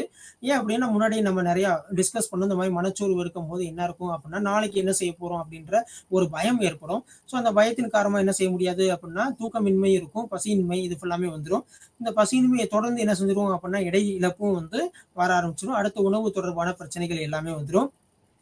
அடுத்து வந்து பார்த்துட்டோம் அப்படின்னா, பிரிவினை கவலை அப்படின்னு சொல்லக்கூடியது. அவங்களோட பெற்றோர்கள் இல்ல வந்து அவங்களோட கார்டியன் அவங்கள்ட்ட இருந்து என்ன செய்வாங்க அப்படின்னா, ஐசோலேட் பண்ணுவாங்க, பிரிப்பாங்க. ஸோ அந்த மாரி ஒரு கவலைகள் வந்து இதுல வந்து ஏற்படும் அப்படின்றதான் இந்த இதுல.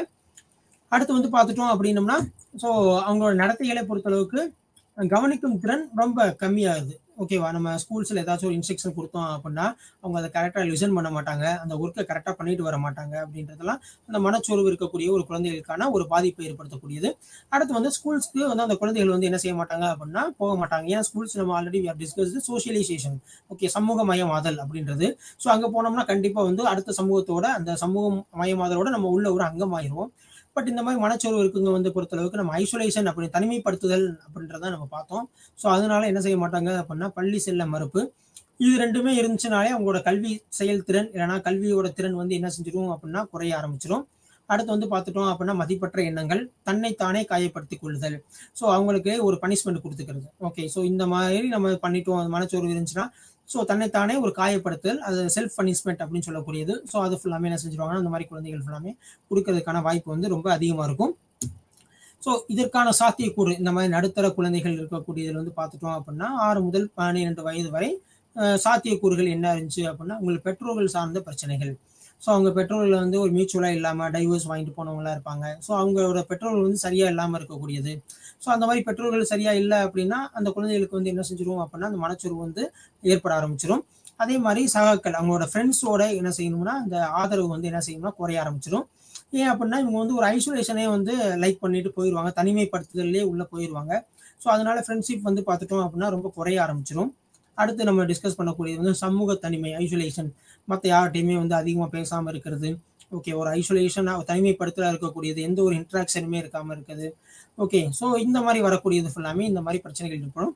அடுத்து வந்து கல்வியோட அழுத்தம், இது ரொம்ப முக்கியம். அந்த ப்ரெஷர், நாளைக்கு இதை படிச்சுட்டு வரணும், இதை நீ படிக்காமல் வரக்கூடாது, நாளைக்கு இந்த எக்ஸாம் இருக்கு அப்படின்லாம் வந்தோம்னா அந்த மனச்சோர்வு, நாளைக்கு இந்த கொஸ்டின்ஸ் நம்ம படிக்கல, இந்த எக்ஸாம்ஸ் போக முடியாது, இந்த எக்ஸாம்ஸ்லாம் நம்ம சரியாக பெர்ஃபார்ம் பண்ணலை அப்படின்றது ஃபுல்லாமே என்னன்னா மனச்சோர்வு வந்து அதிகமாக ஏற்படுத்தக்கூடிய வாய்ப்பு இருக்கும். ஸோ நம்ம தொகுதி 1, 2 நம்ம பார்த்த மாதிரி இந்த மனச்சோர்வுன்றது எதோட கார்லேட் ஆகிருக்கும் அப்படின்னா இந்த ஆனுவல் எக்ஸாம்ஸோட. ஓகே, அதில் மார்க் ரொம்ப கம்மியாயிருச்சு அப்படின்னா டிப்ரெஷன் போயிடுவாங்க, மனச்சோர்வாயிருவாங்க. ஸோ அப்போ அந்த தற்கொலை சம்மந்தப்பட்ட எண்ணங்கள் இது ஃபுல்லாமே நம்ம பார்த்தோம். ஸோ கல்வி அழுத்தங்கள் போன்ற மனநல பிரச்சனைகளும் ஏற்படக்கூடிய வாய்ப்புகள் இந்த வயதுல வந்து இருக்கிறதுக்கான சான்சஸ் வந்து இருக்கு. ஸோ அடுத்து வந்து பார்த்துட்டோம்னா கவலைகள், குறிப்பிட்ட கற்றல் கோளாறு. ஸோ நம்ம முன்னாடியே டிஸ்கஸ் பண்ண மாதிரி ஐசோலேஷன்ல இருந்தாங்க அப்படின்னம்னா கவலைகள் ஏற்படுச்சிடும். அடுத்து அவங்க ஸ்கூல்ஸ்க்கு சரியா போக மாட்டாங்க. அப்படின்றப்ப குறிப்பிட்ட கற்றல் கோளாறு, லேர்னிங் டிசபிலிட்டியும் இதுல வர ஆரம்பிச்சிடும் அப்படின்றதான் இந்த கான்செப்ட். ஸோ அடுத்து முக்கியமானது, ஸோ இந்த மனச்சோர்வு இருக்கிறதுனால இந்த இளமை பருவத்தில், அதாவது இந்த வயசு வந்து 13 to 18, அவங்களோட பிஹேவியர்ஸ் வந்து டோட்டலி இதில் வந்து சேஞ்சஸ் ஆகிரும். ஒரு நம்பிக்கையின்மையோட இருப்பாங்க. ஸோ ஃபியூச்சர்ஸை பற்றி ஒரு பிளானே இருக்காது. நம்ம என்னதெல்லாம் பண்ண போகிறோம் அப்படின்ற மாதிரி ஒரு கான்செப்டில் உள்ளே கொண்டு வருவாங்க. அடுத்து வந்து பார்த்துட்டோம் அப்படின்னா ஒரு மகிழ்ச்சியான ஒரு செயல்முறை இருக்குது. ஒரு ஸ்கூல்ஸில் வந்து ஒரு ஃபெஸ்டிவல் ஆர்கனைஸ் பண்ணுறாங்க, ஒரு ப்ரோக்ராம் ரன் பண்ணுறாங்க, அதில் வந்து எந்த ஒரு பார்ட்டிசிபேஷனுமே அவங்க பண்ண மாட்டாங்க. அடுத்து வந்து பார்த்துட்டோம் அப்படின்னா அவங்களுக்கு அவங்களே வந்து பார்த்துட்டோம்னா சுய மதிப்பு, சுய மரியாதை அப்படின்றது ரொம்ப குறையிற மாதிரி ஃபீல் பண்ணுவாங்க. அடுத்து இருக்கக்கூடிய பொருட்களோட சேதப்படுத்துறது. ஓகே, இதை நிறைய இடத்துல நம்ம பார்த்துருப்போம். ஸோ பஸ்ஸில் பேர் எழுதுறது எல்லாத்துலேயும் ஆரம்பிக்கக்கூடியதான். ஸோ அந்த இருக்கிற பொருட்களை வந்து துஷ்பிரயோகம் பண்ணக்கூடிய ஒரு மெத்தட்லையும் வருவாங்க. ஸோ சுய தீங்கு விளைவிக்கும் போக்கு, ஸோ தன்னைத்தானே வந்து பனிஷ்மெண்ட் கொடுத்துக்கக்கூடிய வந்து போக்கு வந்து நடைமுறை, அந்த பிஹேவியர் வந்து என்ன இருக்கும் அப்படின்னா சேஞ்சஸ் வரக்கூடிய சான்சஸ் இருக்கும் இந்த மனச்சோர்வு மூலமா. ஸோ இதற்கான முக்கியமான சாத்தியக்கூறு என்ன அப்படின்னா, ஏன்னா இந்த வயது வந்து 13 முதல் 18 இந்த குமரப்பருவம் அப்படின்னு சொல்லக்கூடிய ஒரு வயது முறை. ஸோ இதுல வந்து பார்த்துட்டோம் அப்படின்னம்னா இந்த பெற்றோர்கள் குழந்தையோட மோதல்கள், ஸோ 2 பேருக்கும் இடையில இருக்கக்கூடிய ஒரு என்ன சொல்லக்கூடிய ஒரு மோதல். ஏன்னா அப்போ அது வரைக்கும் நம்ம சொல்றது எல்லாத்தையும் கரெக்டாக ஒபே பண்ணியிருப்பாங்க. ஸோ அந்த வயசுல தான் என்ன ஆகும் அப்படின்னா அந்த குமரப்பருவத்துல தனக்கு எல்லாமே தெரியும் அப்படின்ற எண்ணங்களும் வளர ஆரம்பிக்கும். ஸோ ஆனால் இந்த மனச்சோர்வும் இதில் வந்து கலந்துக்கிறதுனால அவங்களோட இன்ட்ராக்ஷன்ஸ் வந்து பார்த்துட்டோம் அப்படின்னா ஒரு நெகட்டிவ் தாட்ஸ்லேயே தான் இருக்கும் அப்படின்றதான் இதில் வந்து டிஸ்கஸ் பண்ணுறாங்க. ஸோ அடுத்து நம்ம பார்க்கக்கூடியது, ஸோ இது வரைக்கும் நம்ம பார்த்தது இந்த நடத்தையில் ஏற்படக்கூடிய சிக்கல்கள், இந்த உள்மயமானதுனால என்னென்ன சிக்கல்கள் ஏற்படுது.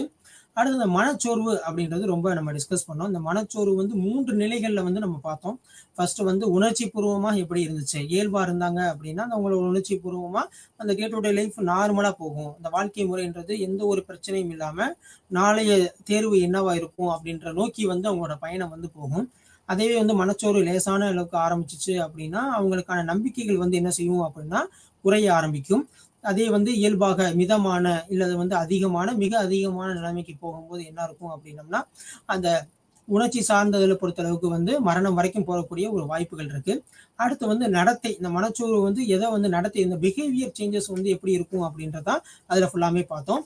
அடுத்து நெக்ஸ்ட் வந்து பார்த்தோம், ஸோ மனச்சோர்வு ஒரு அம்சமாக கொண்ட பிற குறைபாடுகள் அப்படின்றது அதோட நிலைகள் ஃபுல்லாமே நம்ம டிஸ்கஸ் பண்ணோம்.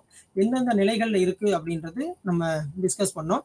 ஸோ ஒவ்வொரு நிலைகள், அதாவது வந்து பிரைமரி எஜுகேஷன்ல எப்படி இருக்கு, அடுத்து வந்து அடலசன்ஸ்ல எப்படி இருந்துச்சு, ஸோ அவங்களோட பிஹேவியர்ஸ் வந்து எப்படி இருக்கும். இதுல முக்கியமானது நம்ம எதை பார்த்தோம் அப்படின்னா சமூகத்துல இருந்து விளக்கம் அடையக்கூடியது, அவங்கள தனியே வந்து தனிமைப்படுத்தக்கூடியது.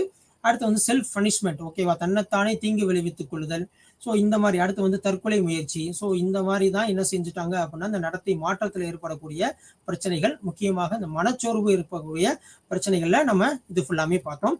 ஸோ இதுல முக்கியமா நம்ம பார்த்தது இந்த இளமை பருவத்தில் இருக்கக்கூடிய இந்த 13 முதல் 18 வயசு இருக்கக்கூடிய நடத்தை மாற்றங்கள். இதை நம்ம முன்னோக்கி பார்த்தோம் அப்படின்னா அவங்க பெற்றோர்களுக்கும் அவங்களுக்கும் உண்டான ஒரு பிரச்சனைகள் என்ன இருக்கு, ஸோ இல்லை அவங்க வந்து டைவர்ஸ் சிங்கிள் பேரண்டா அப்படின்றது நம்ம பார்க்கணும். ஸோ அடுத்து வந்து எதிர்காலத்தை பற்றி எந்த ஒரு ஃபியூச்சர் பிளானுமே இருக்காது. ஏன்னா அந்த 13 to 18 வயசுன்றது மிக முக்கியமான ஒரு அடலசன்ட் ஸ்டேஜ். ஸோ அடுத்து நம்ம என்ன செய்யணும் அப்படின்றதான் இதில் நம்ம பார்த்தோம். ஸோ இத்துடன் நம்ம இந்த தொகுதி 3 இருக்கக்கூடிய அழகு 4 மற்றும் 5 தொகுதியில் இருக்கக்கூடியதுல அழகு 4 முழுமையாக முடிச்சிட்டோம். அழகு 5 இருக்கக்கூடிய மனச்சோர்வு அது வரைக்கும் நம்ம பார்த்துருக்கோம். ஸோ இது வரைக்கும் உங்களுக்கு நான் புரிஞ்சிருக்கும்னு நான் நம்புறேன். ஸோ இந்த கொஸ்டின்ஸை ஃபுல்லாமே கொஞ்சம் நல்லா இதில் கேர் பண்ணி படிச்சிருங்க. பள்ளி உளவியல் தொகுதியிலும் 3வது நடத்தையில் ஏற்படும் சிக்கல்கள் இந்த 5வது யூனிட்ல நம்ம பார்த்துருக்கோம். அதுக்கப்புறம் வந்து மனச்சோர்வு அதில் நம்ம டிஸ்கஸ் பண்ணியிருக்கோம். இதோட வகைகள் நம்ம பார்த்தோம். இந்த வகைகள் வந்து ரொம்ப முக்கியமானது. ஒவ்வொரு தரத்திலையும் எப்படி இருக்கு அப்படின்றது 2 முதல் 5 வரை எப்படி இருந்துச்சு, அவங்களுடைய பிஹேவியர் நடத்தை வந்து எப்படி இருக்கு, அதற்கான காரணங்கள் என்ன, அடுத்து வந்து இளமை பருவத்தோட நடத்தை வந்து எவ்வாறு இருந்துச்சு, அந்த நடத்தைக்கான காரணங்கள் என்ன, முன்னோக்கு பருவம் என்ன இருந்துச்சு, அடுத்து நடுத்தர குழந்தைகளோட நடத்தை மாறுபாடு என்ன, பள்ளிக்கு செல்ல மறுப்பு, மோசமான கல்வித்திறன். ஏன்னா பள்ளிக்கு அவங்க சரியா ஸ்கூலுக்கு போல அப்படின்னா அவங்களோட அட்டென்ஷனும் என்ன ஆகும் அப்படின்னா டிக்ரீஸ் ஆகும். கவனிக்க திறன் குறைவது, பள்ளிக்கு செல்ல மறுத்தல், ஓகே, மோசமான கல்வி நிலை. இது மூலமா என்ன செய்யுது அப்படின்னம்னா இந்த சிக்கல்கள் வரக்கூடிய ஆரம்பிக்குது. ஸோ இது மீதி இருக்கக்கூடிய நம்ம அடுத்த வகுப்புல பார்ப்போம். நன்றி.